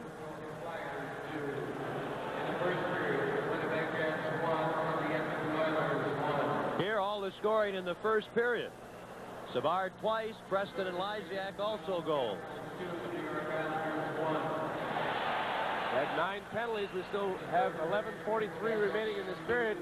We've had 20 penalties in the hockey game so far. We've still got more than half the game to play. Bobby Crawford will serve the minor penalties, or penalty in this case to Rob Ramage. The minor penalties to Al Secord will be served by Tim Higgins. And Peter Marsh skating across the rink now. They're going to make a change and let Marsh serve the penalties. A lot of banners here last night, and the same can be said tonight. These Hawk fans really get into the spirit of things. Stadium jam-packed again as Peter Marsh in the penalty box also, as Al Secord gets 2 for roughing, 2 for high sticking, and a 10-minute misconduct. Nordiques ahead of the Bruins 2-1 in the second period. The Rangers are tied up, as I mentioned before. Capitals ahead of the Islanders 2-1 in the third period. A 2-1 score in Minnesota as the Leafs are ahead 2-1. The Sabres ahead of Montreal 3-1, looking to make it 2 in a row at the Forum. The Jets and Oilers tied up 1 apiece in the first period. And Vancouver and Calgary looks like a 1-1 score in the second period. Now at the penalty box, Marsh will be replaced again by Higgins.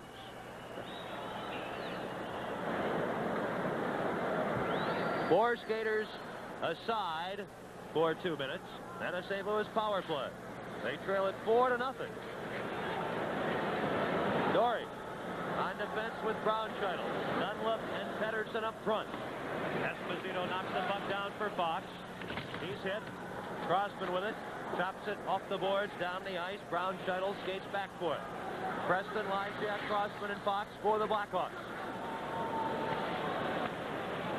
Pettersson swings through center ice, has trouble, has to circle in his own zone. Brownscheitel to Pettersson on a mistake pass intended originally for Dunlop in front of Pettersson. And Esposito! A super save on the Pettersson backhand shot. Boy, Pettersson is very shifty. Lysiak to Crossman, offside Chicago. Orville Tessier screaming at the linesman, saying that it was outside all right at the St. Louis Blues line, but it was also outside prior to that at the Blackhawks blue line. That's this save here by Esposito, the backhand shot. Esposito's blocker makes the save. The rebound lay there, and Lysiak picked it up. Blackhawks playoff hockey, every game, home and away, here on Sports Vision. Ken Wilson with Dale Talon, 4-0 Blackhawks. Wilson tests Liut with a low shot. Sheila Point. Off the boards, Lysiak intercepts to Bob Murray. Back to Lysiak. Over to Wilson. The shot, Liut the save with Lysiak and Preston waiting for a rebound. Liut letting 4 goals in the first period, making a big save right there. Lysiak, watch this. He fakes the slap shot. 3 St. Louis players go to him. Wilson's all alone. He lets it go right there, right on. But Liut comes out of the net, cuts down the angle, and makes the save. And better still, covers up on the rebound. 52 seconds left in the St. Louis penalty. 2:52 in the penalties to Chicago. The two teams playing it 1 man short at the moment. The Gila Point shot, escape save by Esposito. Fedorko trying to steal the puck and does from Lysiak.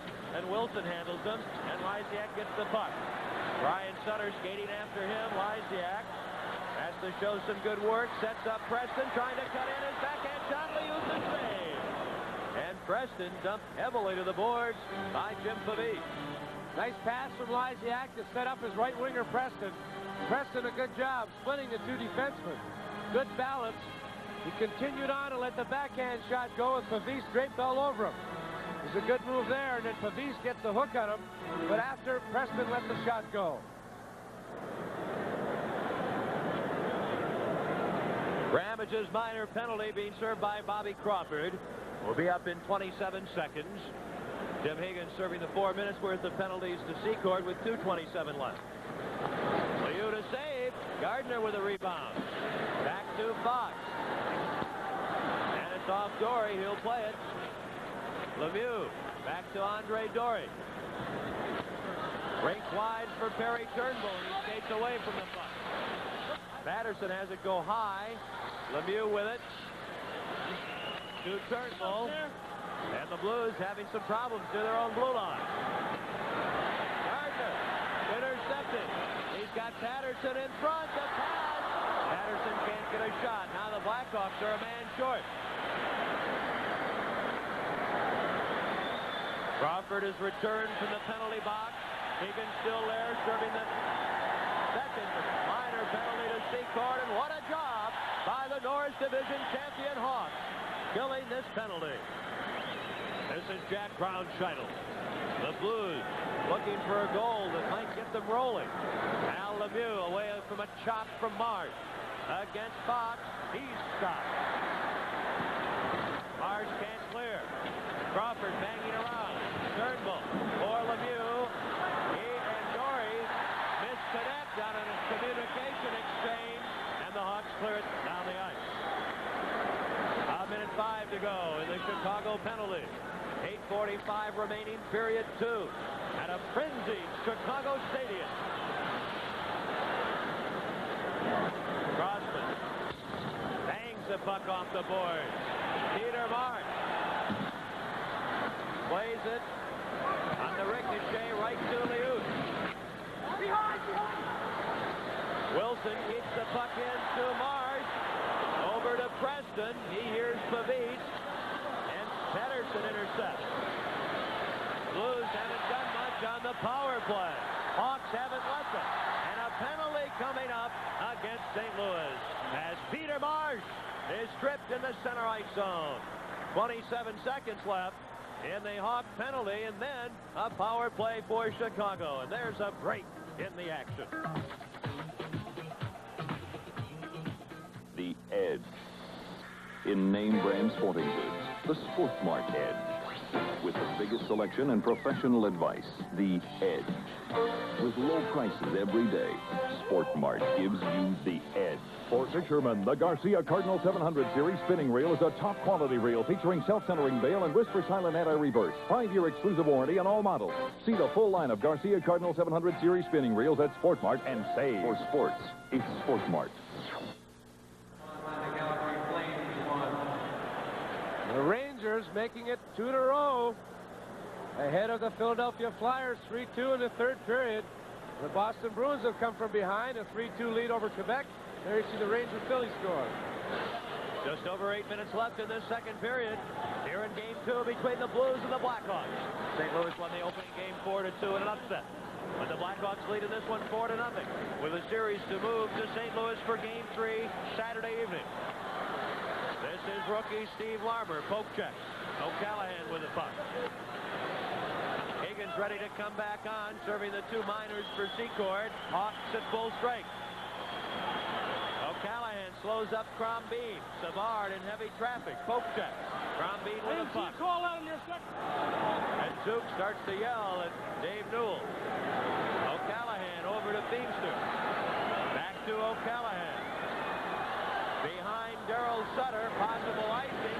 Hughes will play it. Up to Crombeen. He blasts it, not out. And finally, Patey lugs it to the neutral red line. Larry Patey over skates. Savard with Larmer, the shot. And Liut the save. Well, Dennis Savard tonight is just blasting away as the Blues player Patey falls on the puck. Patey had control of the puck at the red line, tried to make one too many moves, lost control of it. Right here, watch this. He made a nice move there. No, he's got to try it again. He loses it. Can't go without that little black fake. Savard picks it up. 2-on-1, and elects to shoot. The high shot blocked by Liut. And then Patey sliding back, trying to recover for his Kopar. Slides up and gets a whistle. A Chicago power play in the St. Louis zone. Minnesota really having trouble with Toronto up in Bloomington. Larmer to Wilson. Here's Crossman, the shot. That hits a couple of bodies and goes into the crowd.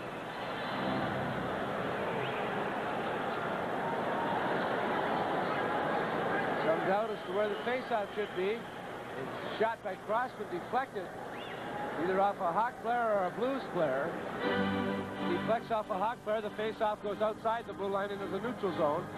But the two linesmen both agree that it deflected off the St. Louis Blues stick.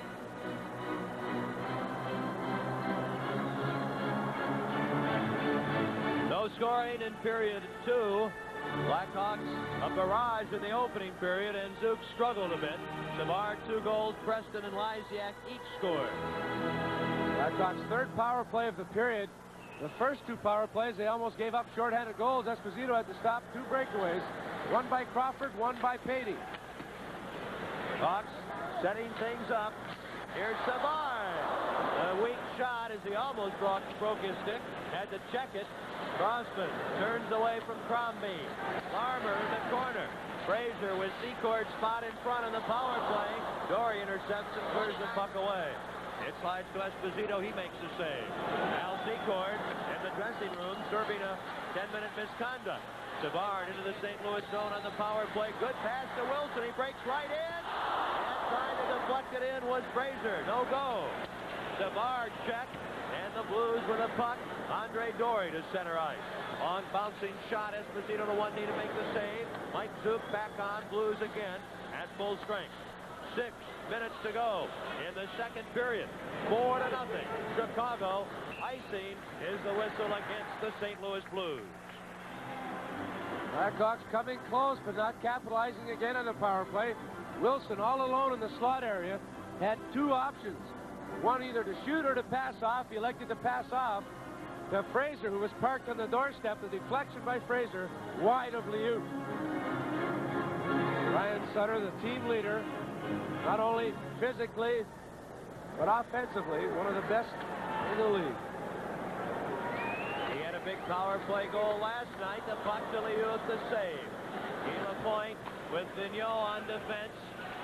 Golfing it in is Reed, but he was on his side of the red line, the icing, and then there's going to be a penalty. As Mark Reeds is dumped, and the Blackhawks are going to find themselves a man short now. Darryl Sutter will go to the penalty box. Live from Chicago Stadium, this is Stanley Cup action.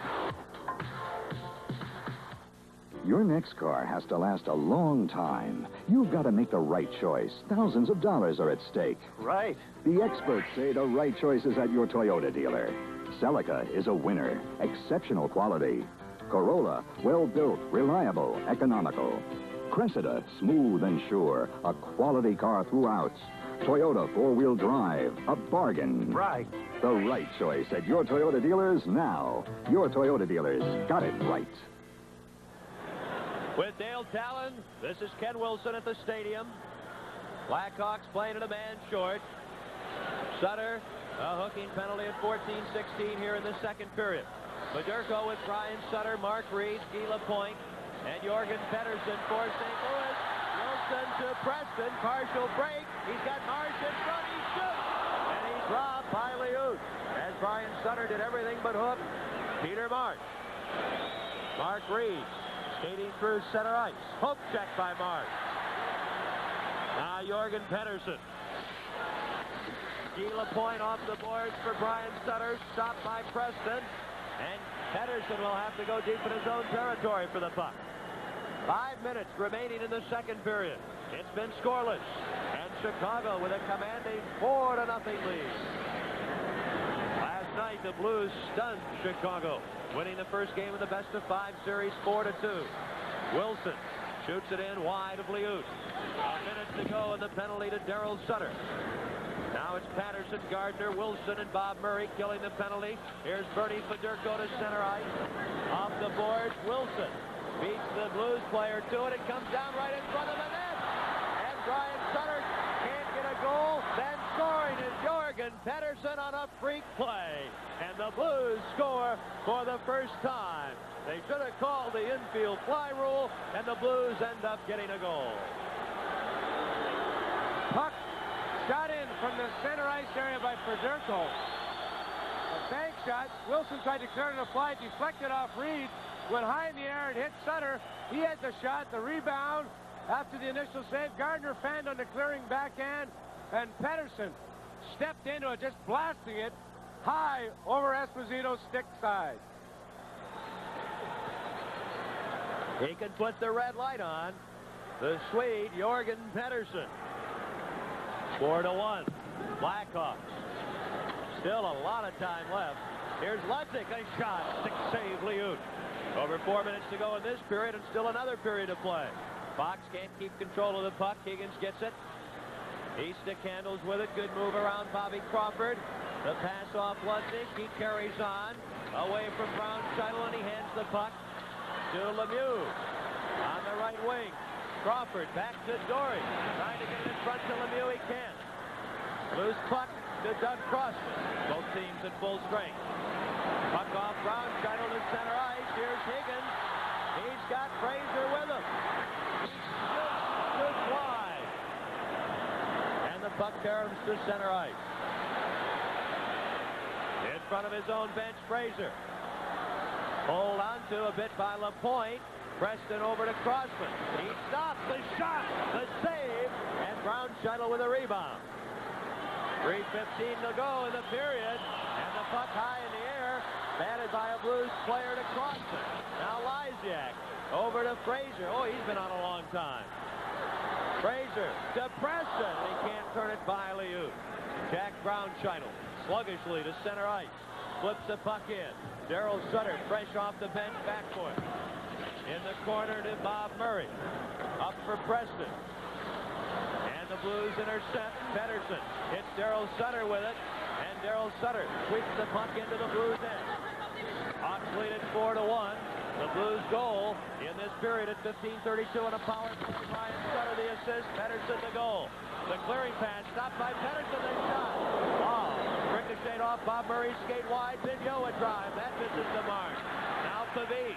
And the Blues have been picked up by that goal. They're playing well here late in the period. Now Wilson steps into one Blues player. Brian Sutter hits the side of the net. Savard casually tries to clear and can't. Then Zook taken out. Here's Brian Sutter and Darryl Sutter. And Darryl Sutter takes a cross check around the back of the neck from his brother. Boy, no love lost. Jim Pavis, as the Blues change players, flips it in. 2 minutes to go. Boy, what furious physical action here late in the second period of Game 2 of the best-of-5 series. Preston with a puck to Doug Wilson, a bouncing puck. He slaps it in. Now Chicago changing. Vigneault off the boards to Brian Sutter. A minute 40 left. Hawks up by 3. We're in the second period. Here's Fedorko trying to cut in. He centers. And Reed slams into the boards without getting a shot. Larmer gets it to Marsh. Marsh with Savard. Dory back. Marsh shoots the save. The rebound shot. And on top of it is Andre Dory. That's the second time recently we've seen a 2-on-1 like that. First Higgins, and on this trip, Marsh. Both of them taking too long to make up their minds, allowing the Blues defenseman to get into position. That time Marsh let the shot go. He got the rebound, and the puck hopped over a stick as he went to get the shot away. But Higgins, prior to that, hesitated too long and then shot wide. At least that time Marsh hit the net.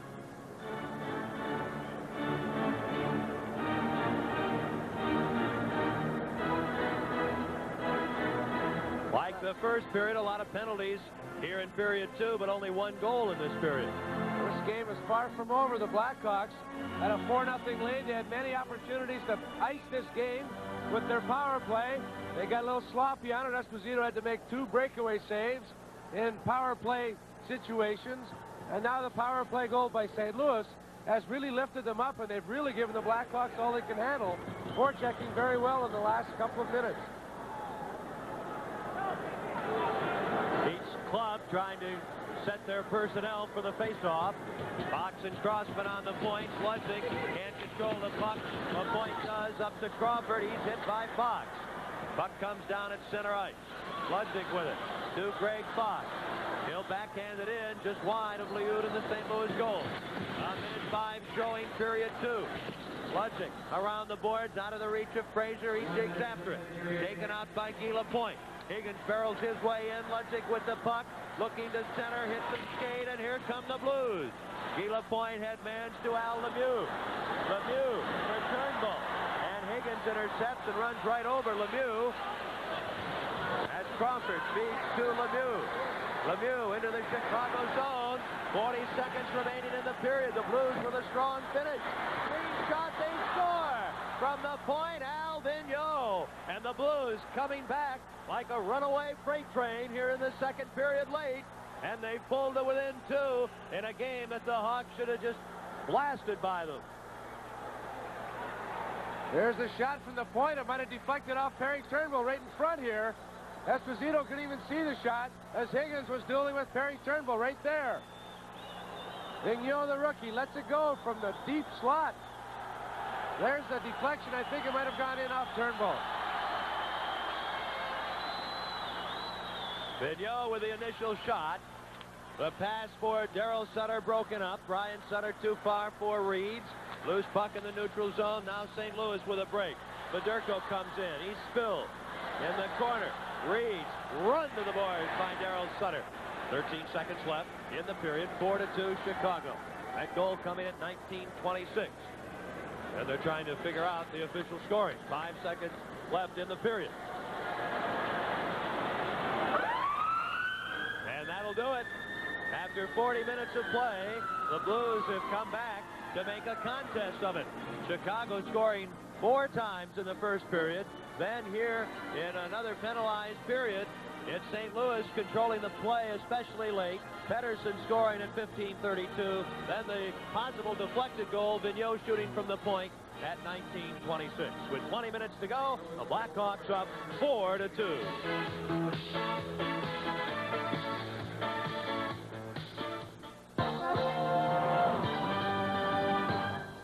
We believe nobody sells Datsuns for less than King Datsun. The King must and will consider any reasonable offer.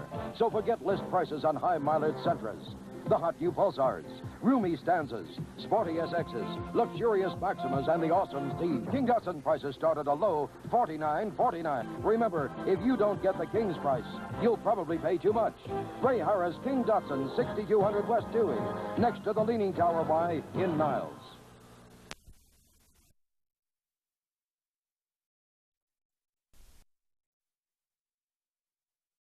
100,000-mile flyers choose United? When I invented the Hobie Cat, I helped a lot more people to enjoy the coast of California. Now United does the same thing, with more flights to the West Coast than any other airline. United flies 22 nonstops and the most wide bodies to California. With all this service, plus advanced check-in, United makes doing business in California a real pleasure. People who fly for a living by United Friendly Skies. Well, can we see history repeating itself? Tune in or keep tuned to find out. 20 more minutes to go. The Hawks ahead of the Blues now, but 4-2. Let's check the other 7 Stanley Cup first-round games. Here we go. First of all, Boston now out ahead of Quebec 3-2. There in the third period. Third period scoring, Mark Hunter for the Nordiques. Ray Bourque, Mike O'Connell, the ex-Blackhawk, have scored for the Boston Bruins. Philadelphia and the Rangers. The Rangers still leading now, going 2 games up or trying to. 3-2 New York. Mark Pavlich has scored in the third period. Sinisalo for the Flyers to make it 3-2.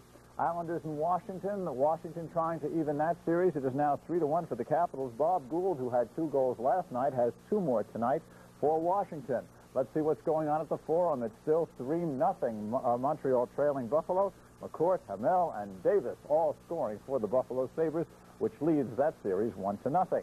Minnesota has gone out ahead of Toronto now. Minnesota with a 1-game lead, now leading tonight 3-2. Freese and Roberts have scored for the North Stars.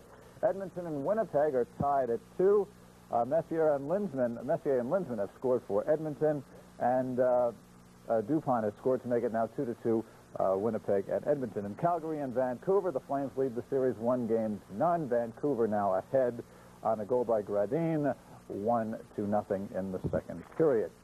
The 1983 Masters Golf Tournament teed off today with lightning in the skies at Augusta. No one was able to pull away from the pack. Here's a 3-way tie for first. We've got it. But Arnie's Army is back on the march. Let's take a look at the first-round leaders. You can see Jack Renner, Raymond Floyd, and Dr. Gil Morgan, who majored in optometry and golf.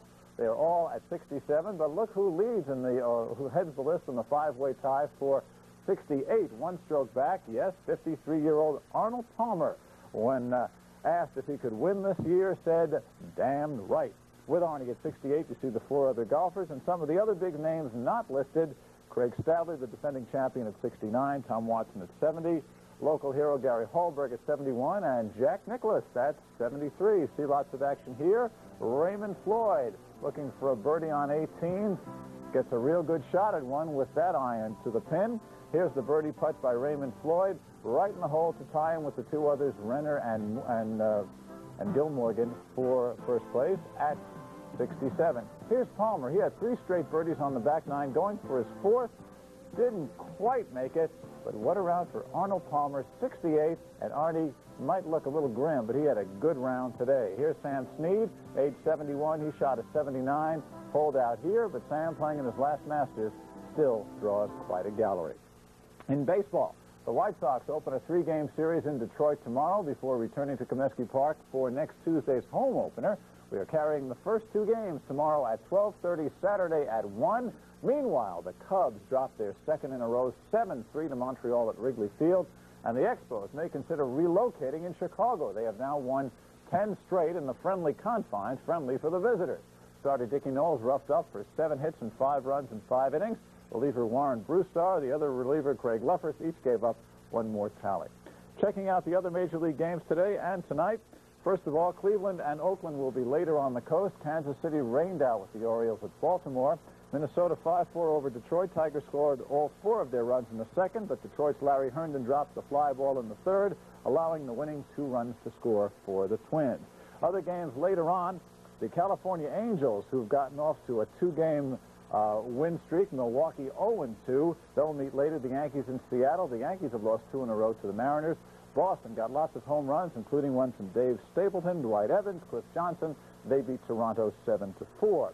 2 games in the National League. We see them. The Mets have beaten Philadelphia for the 2nd straight time, 6-2 today. Craig Swan the win. Meanwhile, Houston in the 5th out ahead of Pittsburgh tonight by a score of 2-1.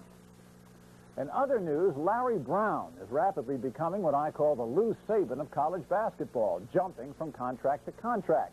Brown, who left as coach of UCLA to take over the New Jersey Nets, is now leaving the Nets to coach at the University of Kansas. He just doesn't like the coast, wants to get in the middle of the country. Brown has led the Nets to their best season in NBA history, 47 up, 29 down. They're already in the playoffs, but he took the Kansas job anyway Tuesday, replacing Ted Owens.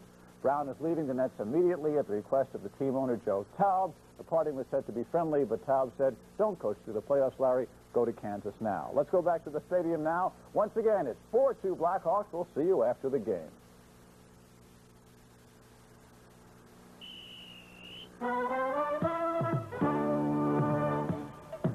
For all the guys who keep the action from getting out of hand, this Bud's for you. This Bud's for you.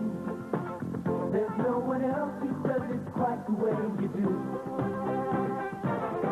So here's to you. You know it isn't only what you say, it's what you do. This Bud's for you.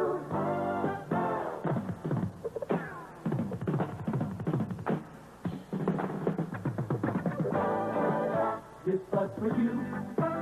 For all you do, the king of beers is coming through. Yeah, just for you. That distinctively clean, crisp taste that says Budweiser. For all you do. This Bud's for you. Move over, Ford. Move over, Dodge. Move over, imports. The #1 selling Chevy trucks are rolling in by the truckload to your Chicagoland Chevy dealers. Extra trucks to save you big bucks. Chevy S10s with V6 power, S10 Maxi Cabs, 4x4s and Blazers, C10 trucks, vans, and Suburbans. Want to save big bucks on your Chevy truck? See your Chicagoland Chevy dealers, the guys with the blue bow tie. Tudor, the fortress of time to fight the sea. Tudor Submariner Oyster Date. Powerful, pressure-proof. And the Tudor Submariner Oyster. The mid-size Tudor Submariner Oyster Date. Performance watchmates to armor your time against the elements. Tudor. Available at Henry K. Jewelers, 547 North Michigan Avenue in the 3rd level, Water Tower Place. Tickets for all 1983 White Sox games are now on sale at the Comiskey Park box office and all Ticketmaster ticket centers. For a free single-game brochure and schedule, call 924-1000. Blackhawks with a 2-goal lead in that second period, out-shooting St. Louis 19-10. Yet the Blues score both goals in the period. Ken Wilson along with Dale Talon. All sorts of Blackhawk opportunities that period, but as it turns out, you can't say they had a very good period. They didn't play that well. They seemed to, be very cautious, especially on the power play. They had 3 chances on the power play and they didn't capitalize again on any of them. And Liut came up with some big stops when it was called upon. He had 19 saves in the period. Blackhawks, Esposito had to make 2 brilliant saves on breakaways when they had the man advantage. That shows their attitude. They were very cautious and trying to protect a 4-goal lead. I didn't understand it. They weren't very aggressive. And then Liut, of course, when they did get the opportunities, was very good. But it wasn't a very good period. And the Blues, after they scored that goal to make it 4-1, totally dominated. They had good pressure, started a forecheck. The Blackhawks, you could see that the momentum had switched, and they were starting to go back in the shell, and they had some difficulty in their own zone, and then they gave up that second goal with less than a minute remaining. Now the momentum is all in St. Louis's favor. The Blackhawks have to come up with a good effort in this third period. They had a 2-goal lead last night and blew it. They've got a 2-goal lead tonight. They've got to be thinking about that right now. And Mike Liut, who struggled in the first period tonight, seemed to have a much better second period. It was late in the period when the puck all of a sudden ended up about 25 or 30 feet above the ice. Doug Wilson tried to clear it on the fly to get it out to try and ice it. It deflected off Reed. The puck was straight up in the air. It hit Sutter.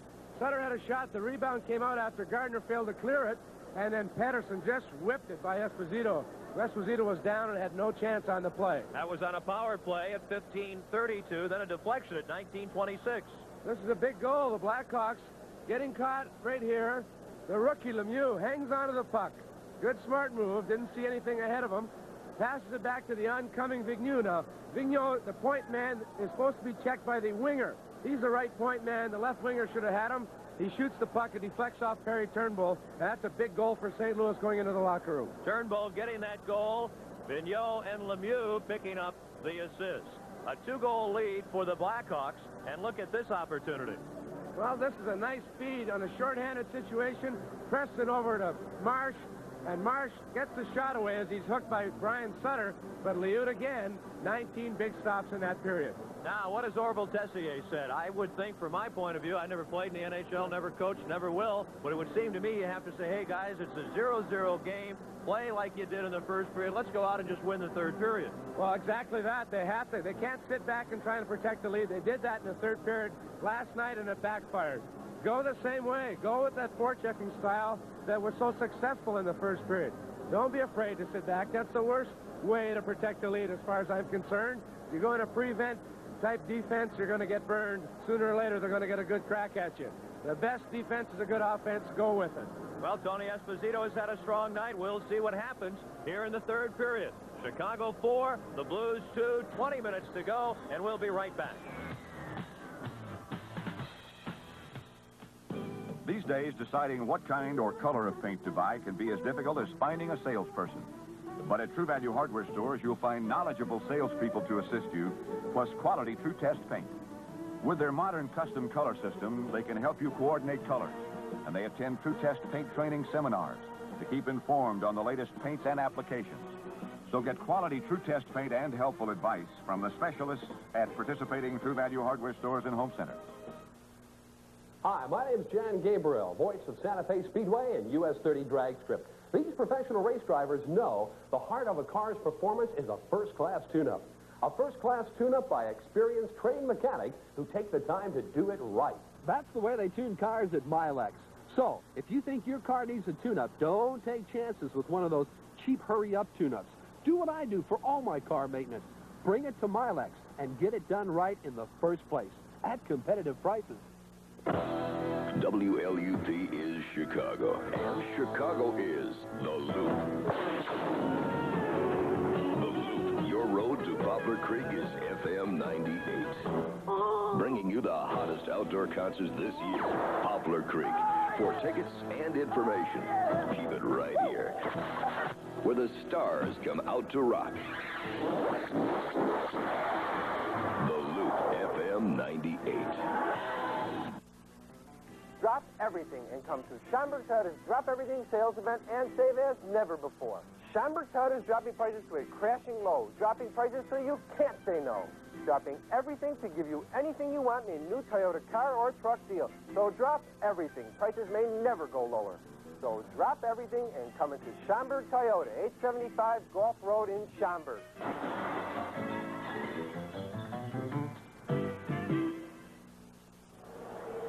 The officials back on the ice. Blackhawks leading 4-2, but they have not scored since period number 1. Losing last night to the Blues 4-2. The Blackhawks seen a 7-game home ice win streak come to an end. But the Blackhawks have had a tendency to bounce back all season long, and they have a key period facing them now. This is the period. They have to have a good third period. Ahead 4-0, allowing St. Louis to get back into the contest. Let's get off to a good start in this third period. As you see, the St. Louis Blues probably feeling a lot of confidence going up those stairs to battle in that third period. The Boston Bruins make it 2-0 in the series against the Nordiques. A 4-2 final at the Boston Garden. The Rangers have taken a 4-3 lead in the third period against Philadelphia. The Capitals have a 3-1 lead over the Islanders in Long Island. It's a 3-3 tie in Minneapolis between Toronto and Minnesota. Buffalo Sabres still have a 3-1 lead over Montreal. Winnipeg 1-1 against Edmonton.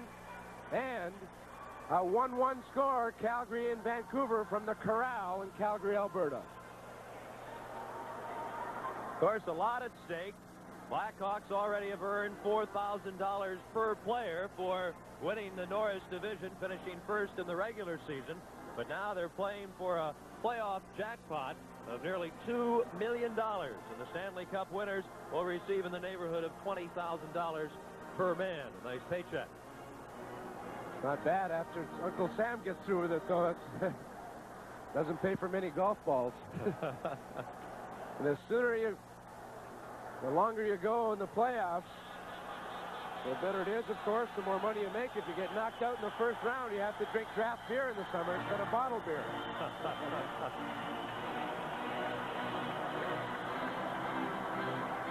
Al Secord will start period 3 in the penalty box.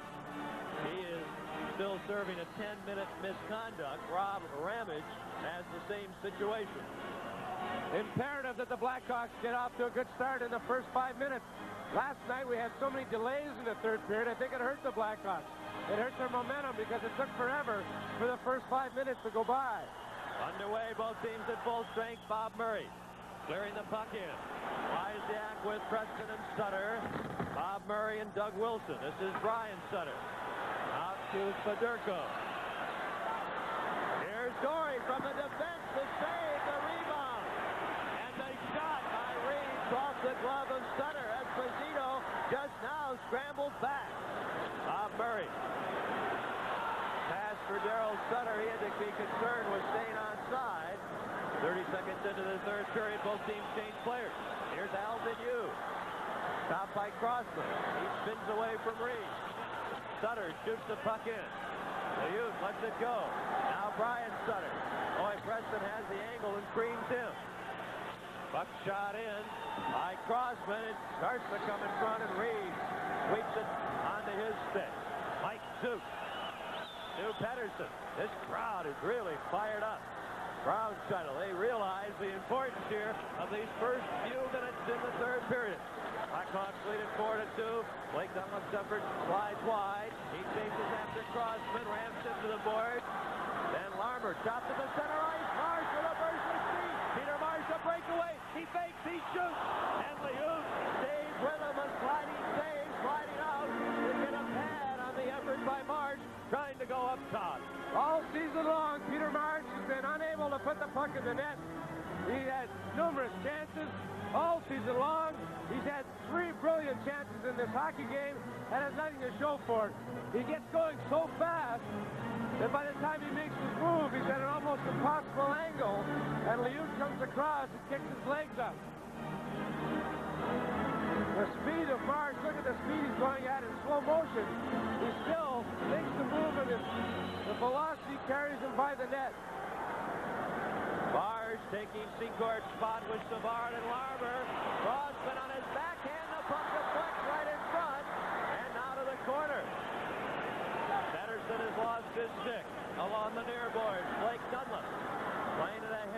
Suk Creech. Doug Crossman circles. To Denny Savard, headed in the wrong direction, but Crossman is going uptown. He shoots the puck in. Beach. A pass for Dunlop, broken up by Larmer. And from the bench, Beamster can't reach the blue line in time. To Marsh. He blasts it ahead. Ramage can't play it. Here's Savard. Trying to stuff it, nothing doing. Can't reach Larmer with a pass. Now does. Fraser. He stops. Pinned by Zook. Fraser pulling his way. And the swift Jorgen Pettersson takes control of the puck. 2:20 gone, third period. The save by Esposito. O'Callahan with a rebound. He's seen limited ice time. Kurt Fraser got Ludwig in the middle. He breaks in all alone. Ludwig shoots. Oh my! The Blackhawks get the early third period goal, and the roof about to blow off of this place. Steve Ludwig, what a great finish he had to the regular season. Set up beautifully. Well, this is a big goal, and I mean big. What a play by Fraser. A nice pass to Ludwig. This time he goes the opposite way that Marsh went and beats Liut through the legs on the backhand. He fakes to the forehand. Look at the goaltender's view of it. Goes to his backhand. That's his most comfortable move. And he beat Liut for the biggest goal of the year for the Blackhawks. Number 29, Steve Ludwig. Assisted by number 8, Kurt Fraser. And number 5, Jack O'Callahan at 2:30. Now the Hawks with a puck. Back to a more comfortable 3-goal lead. Puck untouched. Could be icing. Dory touches it. Icing Chicago. And with the total of 7:17 to go, the Blackhawks lead it by 3.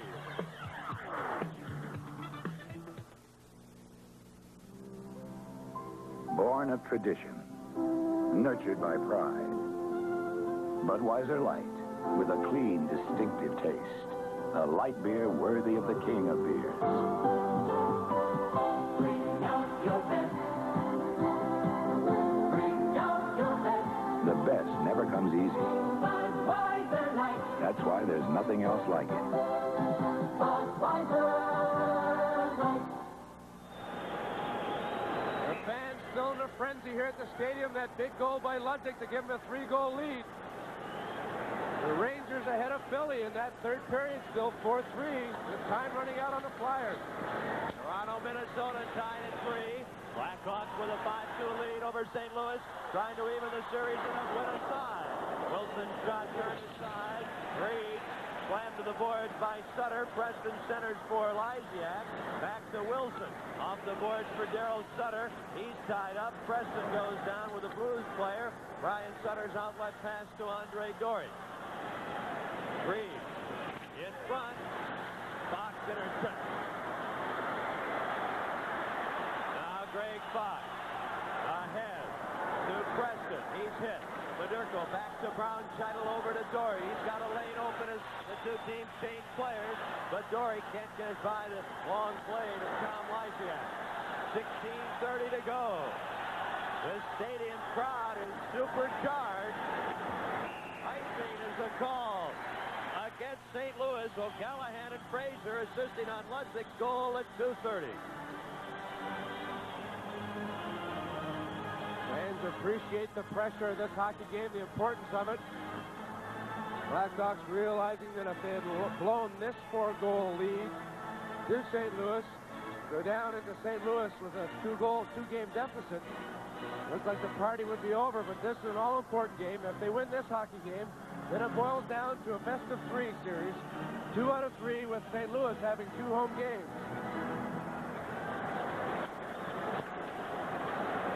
Now Crossman will dash back for the puck.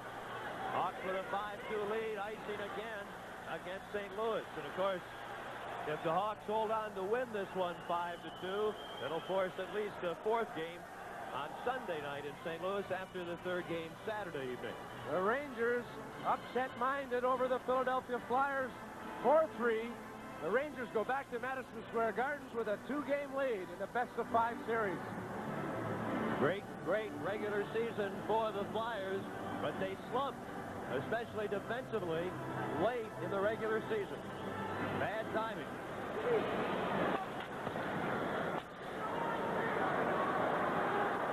Hawks will go back for the puck. Third period, 4 minutes old. Hawks a tad sloppy. A chance for Patey. To Carlson. Now Pavis, a shot knocked down by Crossman. Hawks can't get the break. Can't get out of their end. Pavis is shot wide. Well, it looked like the Hawks had a chance to break right out. Couldn't get the puck. Carlson steps into Fox, and here come the skaters. Pavis caught flat-footed. 3-on-1. Savard gets it back from Larmer and can't score. Now Beamster. To Savard. In front for Larmer. And he runs into Trombine. Patey across the rink to Ramage. A penalty coming up. As Trombine was tripped up on the way to the penalty box. Delayed call against the Hawks. And if Beamster's really going to let Zook have it along the boards, Ramage is on top of a Hawk player and won't let up. Dave Newell grabs a hold of Al Secord. Higgins was on the bottom with Ramage. It has really been a furious pace through the opening 4 minutes, 58 seconds of this final period. The Hawks have scored. They lead St. Louis 5-2. Mad Max. The crack interceptor on the highways of tomorrow. Into a world without law. A world without order. Comes a man without fear. Mad Max.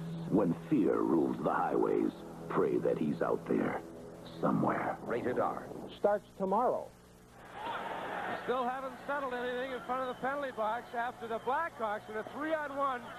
Dennis Savard had an empty net on a nice feed from Steve Larmer. Took all kinds of time and then blew the opportunity.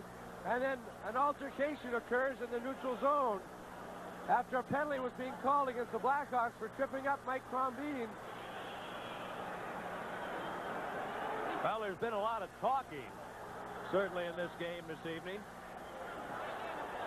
First penalties called in the third period. We've had 22 penalties called in the hockey game, 11 to each club.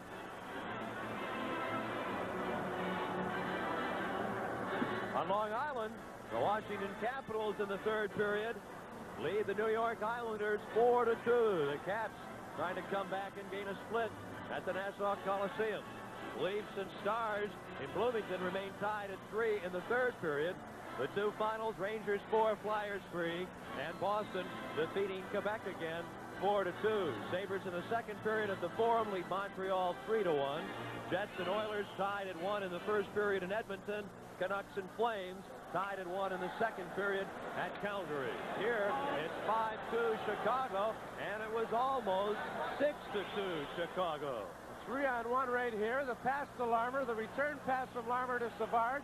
It has all kinds of time. Look at the empty net. And he decides to try and make a move, and he lost control of the puck. Look at the disbelief in the face of Savard.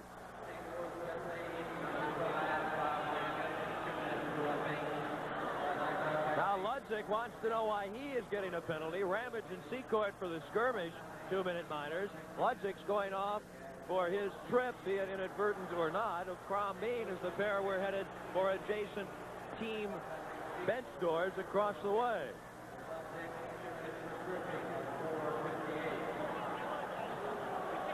I expect to be quite a hockey game Saturday night at the Checker Dome in St. Louis.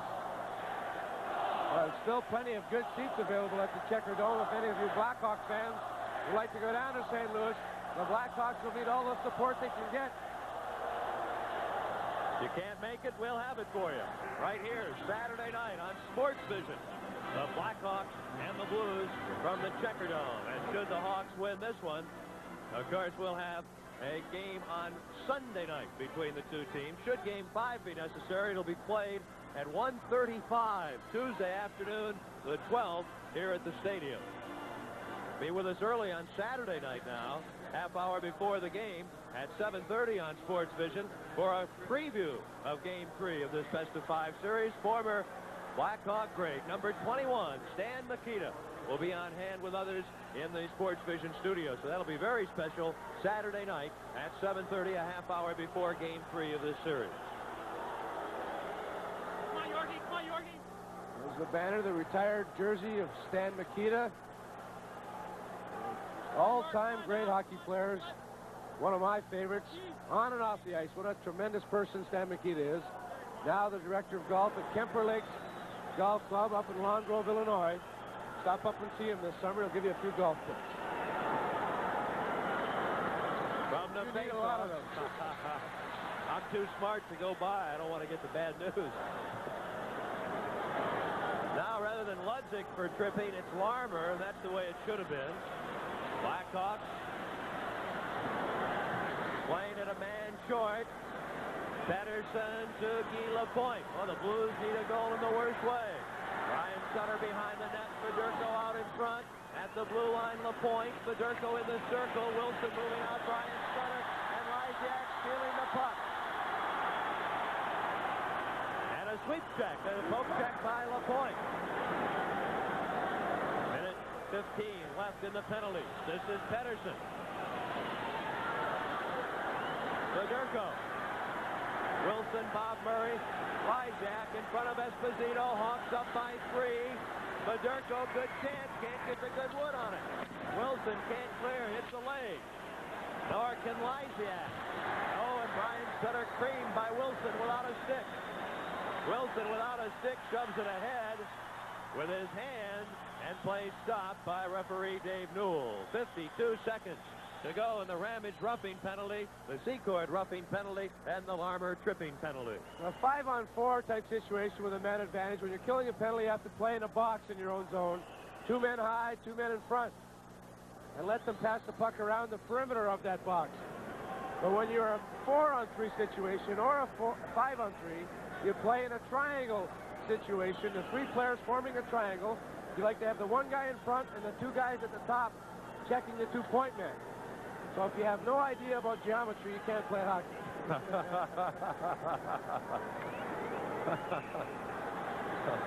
The funny man is Dale Talon. I'm Ken Wilson. It's Stanley Cup action from the stadium in Chicago. A 3-goal Blackhawk lead. They find themselves a man short for another 52 seconds. Pedersen, Turnbull, Lemieux. 1 defenseman for St. Louis, Lapointe. That gives you an idea of the Blues' status at this stage of the game. 13:50 to go in regulation time. St. Louis, a stunning upset 4-2 last night with 4 third-period goals. Offside was Lemieux. Good break there for the Blackhawks.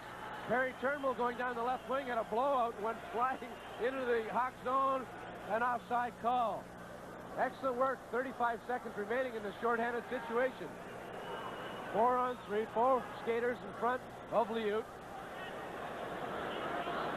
Washington Capitals have evened their series, splitting on the Nassau Coliseum ice.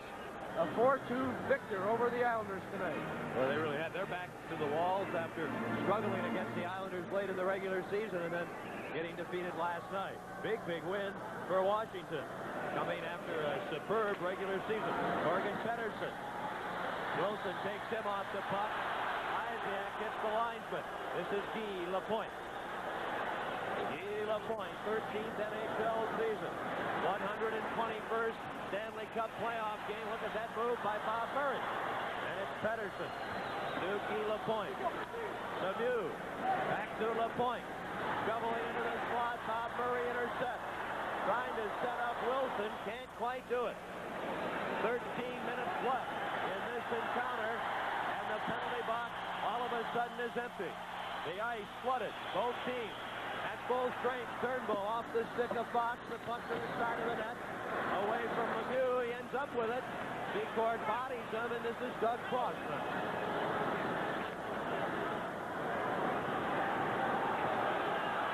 Good effort by Crossman. Liut out of the crease. Stops the puck behind the net. Dory has to hurry. In trouble ahead to Reed.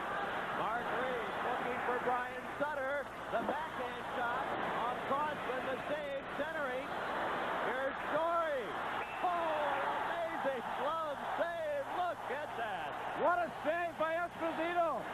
from point-blank range. There was even a screen in front of him. Greg Fox was standing in front. What a save. We'll be back at the stadium where the fans are excited. A 5-2 lead for the Blackhawks.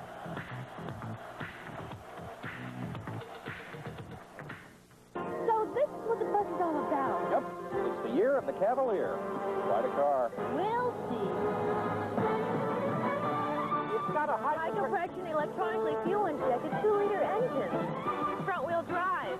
And you'll like Cavalier's great low price. I'll take it. Chevy Cavalier, priced lower than 82, makes now the time to buy. Cavalier start at just $58.88. See your Chicagoland Chevy dealers, the guys with the blue bow tie. Remarkable is not a strong enough word for Esposito here. What's this save? This is just, no words can describe it. Walks in, cranks it up, and there it is. You just look what I've got. The shot almost knocks Esposito back into the net. And it's over at Montreal. Buffalo beats the Canadiens 2 straight. Earlier they'd reported a Montreal goal, no such thing. Buffalo wins it 3-0. Montreal plays 6 periods at home to open the playoffs, and they fail to score. Savard can't get by Ramage. He plays it off Newell, the referee. Trombine and O'Callaghan in the corner. Now it's Patey and Deemster, and his efforts of moving forward, and the puck held by the skates against the boards, and the whistle stops play. Bring the Forum down to Montreal. 2 hockey games and no goals. That must be some kind of record. The Montreal Canadiens not scoring any goals in back-to-back games on home ice in the playoffs. I think that's unheard of. So Montreal and Philadelphia both swept on their home ice in the opening 2 games of best-of-5 series. 5-2 Chicago in this one after dropping a 4-2 decision to St. Louis last night. Less than 12 minutes remaining. Ramage screen shot. Esposito really has had quite an evening. Farmer. Banged by Patey and Carlson. Savard from Bob Murray. Boy, skating really is the neutralizer, isn't it? Look at this. Secord shoots, can't get the good shot. Puck still loose. And finally covered up. Boy, Dennis Savard can take the puck, and you can forget about the hitting and the forechecking. All of a sudden, it's at the other end. Certainly cannot hit what you can't see. Savard picking the puck up deep in his own zone, goes across the ice, comes back, dumps a backhand pass out front. Secord fans on it, the save after Larmer whacks at it by Liut. The scramble for the puck, and Patey reaches under and snares it. 11:28 showing. 5-2 Chicago. Savard a pair of goals in the first period. Preston and Lysiak in the first period. After Pettersson and Turnbull scored late in period 2 for St. Louis. Lutzig, a key goal early in this third period at the 2:30 mark from Fraser and O'Callaghan. Lutzig with Fraser, Higgins, Fox, and Crossman with both teams at full strength. Fraser to Fox. The shot. And makes the save. Pettersson. Duke plays it off his skate. In the slot, LaPointe to Pettersson. He can't get a shot. Here's Steve Lutzig. Out to center ice. Vigneault backboard inside his own blue line. Vigneault with LaPointe, Dunlap, Duke, and Pettersson. Crossman out over his own blue line. Loose puck. Lutzig has it. Leaves it for Fox. Ahead for Fraser in a race by Dunlap. Fraser leaves it behind the net for Higgins and Lutzig. Who wants it? Lutzig. Wrapped up by Zub. LaPointe and Higgins after the puck. LaPointe really doing some grabbing. Lugs Higgins down. Zub knocked down by Fraser. Here come the Hawks. Lutzig in front. Fraser shoots and scores. Kurt Fraser on a great feed, returning the favor from earlier in the period. And that, my friends, should just about ice it. 6-2 Blackhawks with 10:24 to go. Again, Vigneault trying to intimidate Lutzig. The best way to stop that is by putting the puck in the net. What's a superb play? He fakes, goes to his backhand, dumps it perfectly across. That takes all kinds of timing. Fraser just on the fly, puts it over. Grossman, a nice pass. Scored by number 8. He takes the pass here. He's looking to Higgins. Dumps it across. And Fraser dumps it in. And number 23, Doug Crossman at 9:36. Blackhawks with that big 4-goal lead. They enjoyed a 4-0 lead in the first period. It is 6-2 in the third period. Turnbull runs into O'Callaghan. Lemieux tripped. There'll be a penalty coming up. It looked like he lost his balance more than anything. But the Blackhawks will play a man short. And with 10:03 left, let's take this timeout. Canfield's natural seltzer water is the perfect drink for people who work hard to stay in shape. There's no sugar or salt to cloud your spirit. Not one calorie to weigh you down, and no heavy sweet taste to get in the way of a big thirst. Just the most refreshing drink your tired body ever deserved. So reach for Canfield's natural seltzer water. It's the softer soft drink that's great straight or with a twist of lime. The perfect pick-me-up for people who don't give up. Dave Feemster in the penalty box. Questionable call. Here's the play right here. He gets the left hand on Lemieux, spins him around, and watch Lemieux with a nice little dive there. 5.6.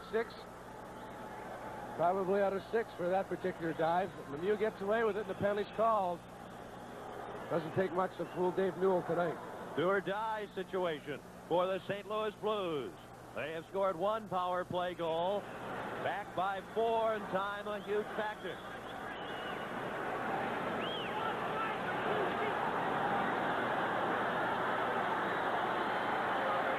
I think you hockey players could figure out what that red line was out there. Get set for those face-offs. Don't ever want to give in to the opposition. You always want one up. Ramage off Brown's title, and Bob Murray clears to center ice. Wilson, Murray, Patterson, and Gardner killing the penalty. Ramage with Brown title, Turnbull, Lemieux, and Crawford on the power play. Lemieux, good job, comes right in front, but they never really get a shot. And then Brown title whistles one wide. Here's Rob Ramage. 9.5 remaining. Regulation time. Well, Lemieux really showing a tremendous burst of speed. Brown's title. And the Blues offside with 9:19 remaining and 1:16 to go in the Dave Feemster penalty.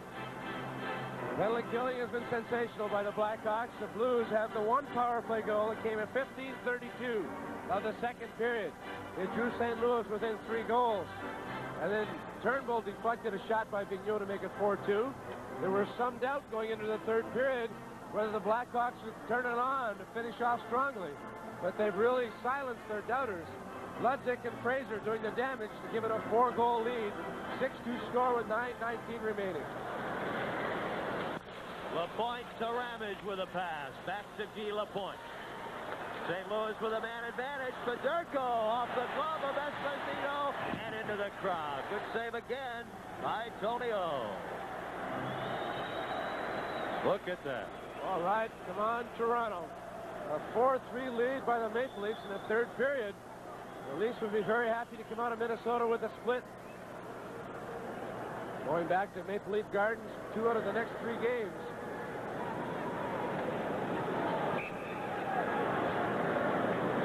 Preston and Murray conferring. Isaac for the face-off. Federico wins it. LaPointe to Ramage. And it goes off a body high. Here it is again. And Isaac clears it away. Second time we've seen it tonight. Second time that Brian Sutter was planted right in front of Esposito. Call for the fair catch in that one. Either fair catch or infield fly rule with 2 chances. You think they would have made one of those calls. 6-2 Chicago. Feemster with another 35 seconds in the penalty box. Mark Reed gathers in the puck, trying to get around Fox. Federico out to Ramage again. The shot is wide, and Brian Sutter just got drilled into the goalpost by Greg Fox. Oh, how he he must hurt. He was drilled by Fox.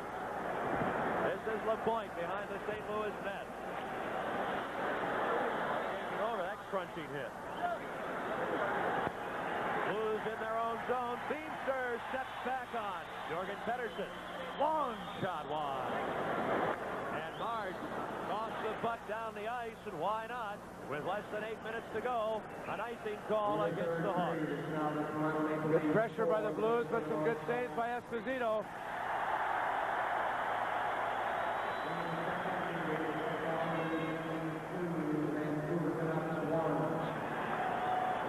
Take a look at the shot on goal, the save, the low wrist shot, and there's Sutter, sent flying into Esposito and into the post by Greg Fox. Sutter looking at Dave Newell. Why don't you call something?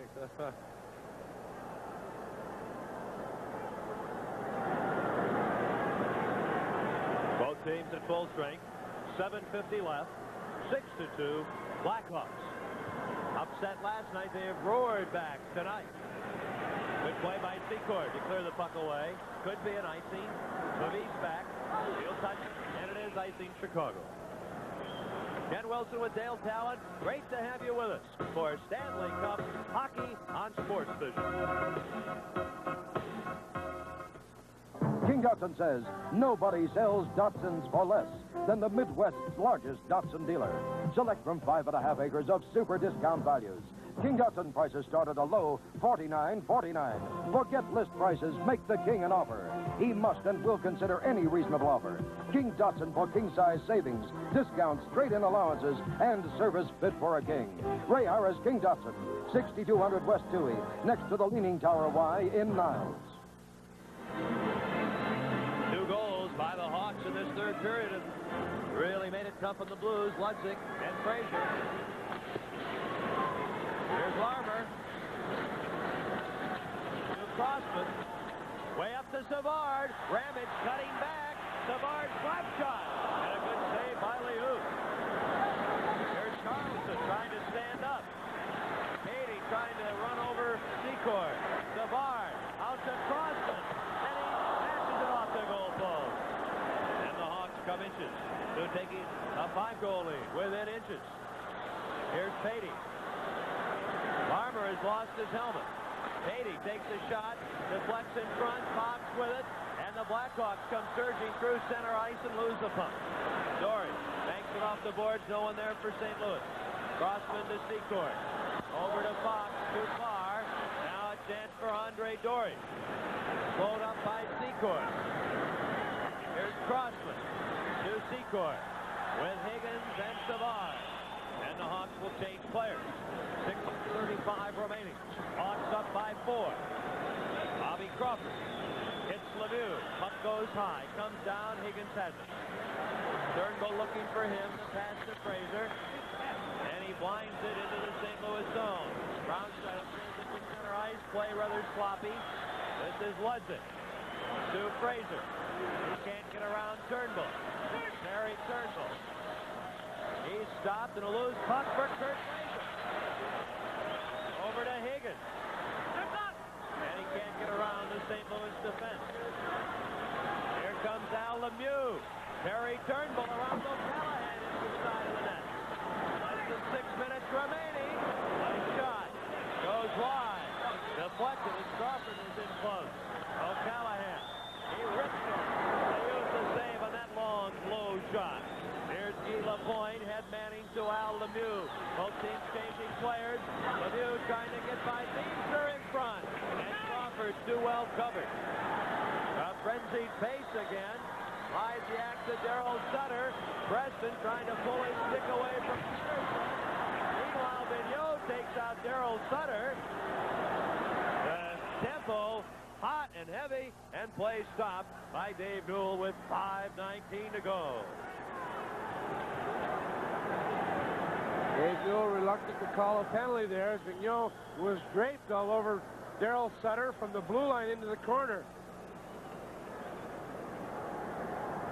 Blackhawks with this one seemingly in hand. 6-2 the lead, 5:19 remaining. And it's on to St. Louis for games 3 and 4 Saturday and Sunday nights.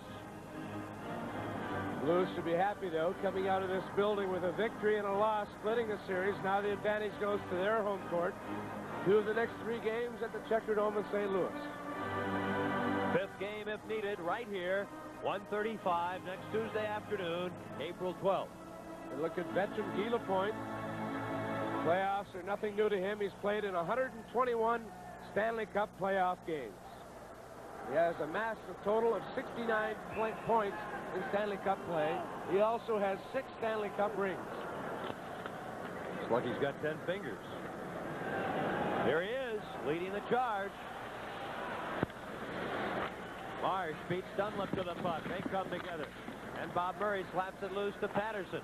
The Blues have to take all sorts of chances. Marsh to Patterson.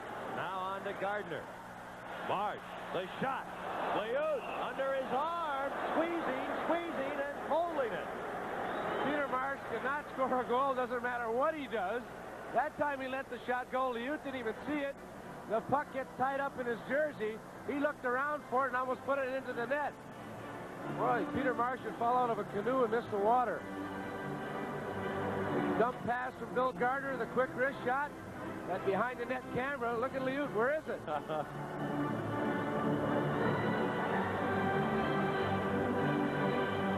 Embarrassing, but he made the save. Gardner with Marsh and Patterson, Beamster, and O'Callahan. Less than 5 minutes remaining. A 4-goal Blackhawk lead. Hawks scored 4 times in the first period. St. Louis 2 goals in the second period. Chicago 2 goals here in the third. Jorgen Pettersson with Zook and Dunlap. Esposito steers the puck to the corner. O'Callahan can't clear. Brown Scheidel to Zook in front to Pettersson. As Beamster and Dunlap mix it up. Here's Bill Gardner skating down the near wing. Shooting the puck in. Can't get it in. And it's offside.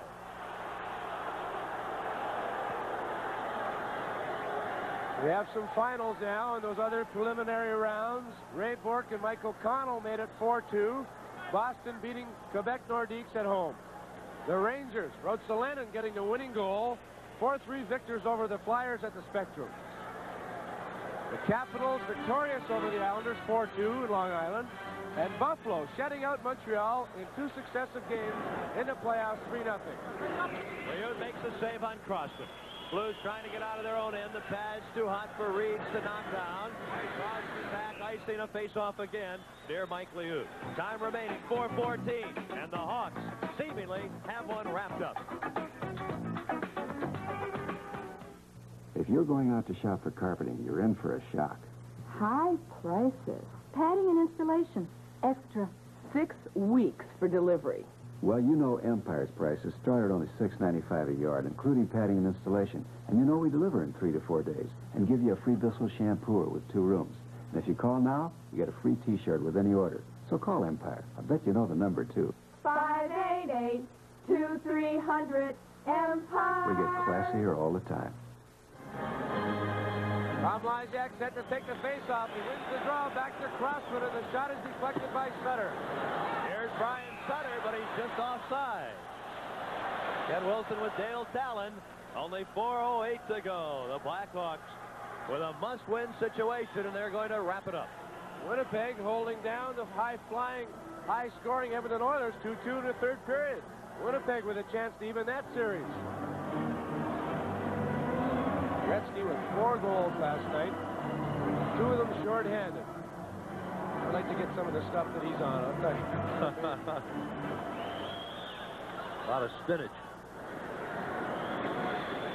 Greg Fox up to Preston. He's just content to slap it ahead. Andre Dory. Or the Blues need to load a barrel with goals.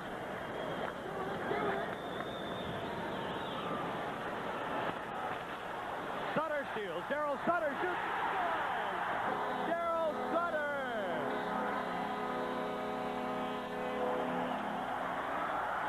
7-2 Blackhawks. That was the score they won by here to pick up their 47th regular season win on Sunday night. The poke check right here, stealing the puck. walks in. The quick wrist shot low along the ice, beating Liut. A stand-up goaltender, that's his weakness. Shoot it low along the stick side. Unassisted at 16-20. The crowd tonight in a bit more jubilant mood than it was at this point last night. O'Callahan getting the puck in. Liut the save. Hawks in the first two periods outshot the Blues 33-19. And they've taken it to them here in the final period. There's joy on the street tonight. Beamster fencing with Patey. Fraser shoots it in. Higgins after it. Carlson just looking to run him and bounces off it. Fraser centers. Trombine intercepts. Less than 3 minutes to go. The fans singing in jubilation.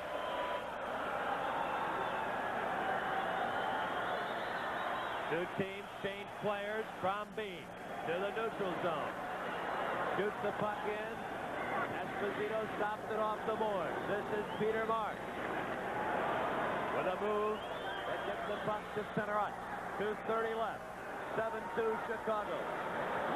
Darryl Sutter, the 7th goal at 16-20 unassisted. The shot by Pettersson. Esposito.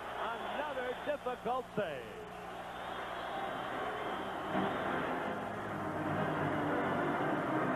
Esposito has been very sharp. A lot of pressure on Esposito coming into this game. Murray Bannerman started last night. Played very well, but took the loss. As Orville Tessier has done all season, he's alternated as goaltenders. Esposito has been very sharp the last month of the season. He has been brilliant. 2:19, that's all the time remaining. 7:30, a preview to Game 3 on Saturday night on Sports Vision. And then at 8 o'clock, the Blackhawks and the Blues from the Checker Dome. Same time on Sunday, Gardner and Marsh has it poked away by Ramage. Pettersson bumps, forgets the puck. Marsh thrown down. Blues puck at center ice. Crossman takes charge. It's Newell, the referee. Gardner hands it to Pettersson. A minute 50. That's all the time left as Gardner steps into Pettersson. Pavis gets it ahead. Zook to Pettersson. And he's stopped by the stick of Fox. The Hawks winning in very convincing fashion here tonight. And the Blues are offside. The Blues playoff record over the years here at the stadium will now be 9 losses, 1 win in 10 tries here. Orville Tessier I think he read the riot act this morning at the team meeting, and it certainly paid off. The Blackhawks just flying in the first period.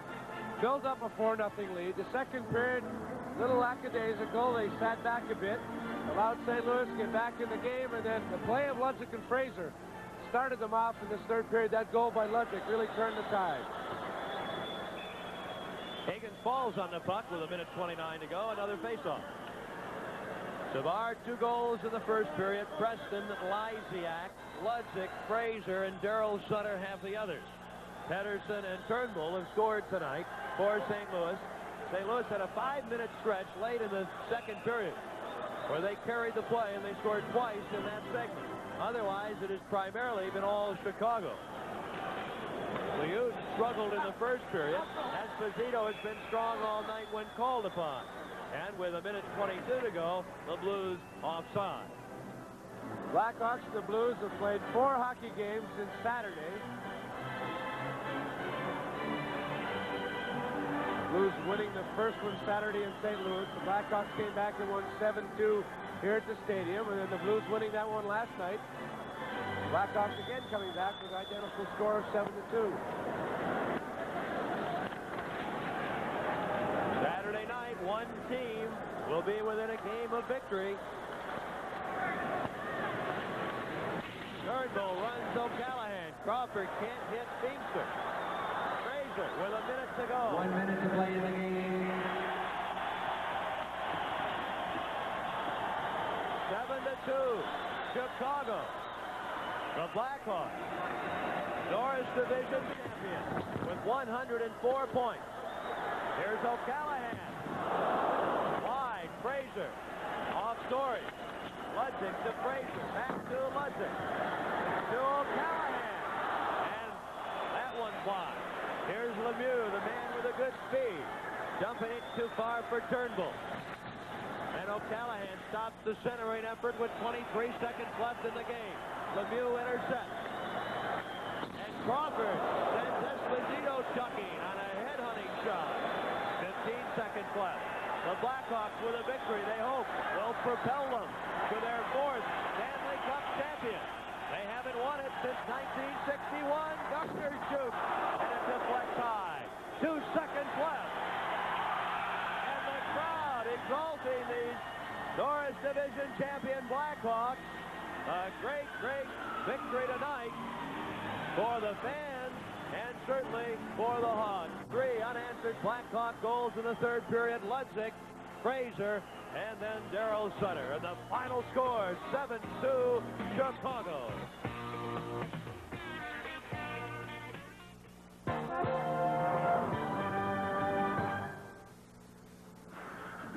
Here's to meeting new faces in new places. For that first day on the job, this Bud's for you. This Bud's for you. There's no one else who does it quite the way you do. So here's to you.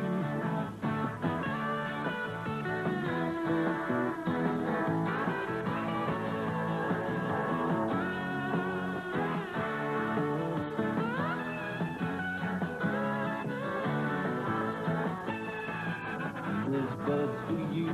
For all you do, the king of beers is coming through. Yeah, just for you. That distinctively clean, crisp taste that says Budweiser. For all you do. This Bud's for you. Whether you live in an old Victorian house or a contemporary ranch, in a city, suburb, or rural area, your home needs protection from the elements. True Value hardware stores recommend their True Test Weatherall acrylic latex house paint to guard your home against mildew, cracking, and peeling. It's ideal for most exterior surfaces and comes in 3 finishes. Protect your home with True Test Weatherall acrylic house paint, available exclusively at participating True Value hardware stores and home centers. Right now could be the best time to make your best deal on an 83 Toyota truck. Your Toyota dealer's got 14 tough models. Every one is the same price as the 82s, except diesel, its price went down. The Toyota Standard truck, the lowest priced Toyota truck, has the same powerful gas engine, 3 across seating, same big payload as Toyota's other 2 buys. Don't let your Toyota truck get away. Make your deal now. Your Toyota dealers got it right.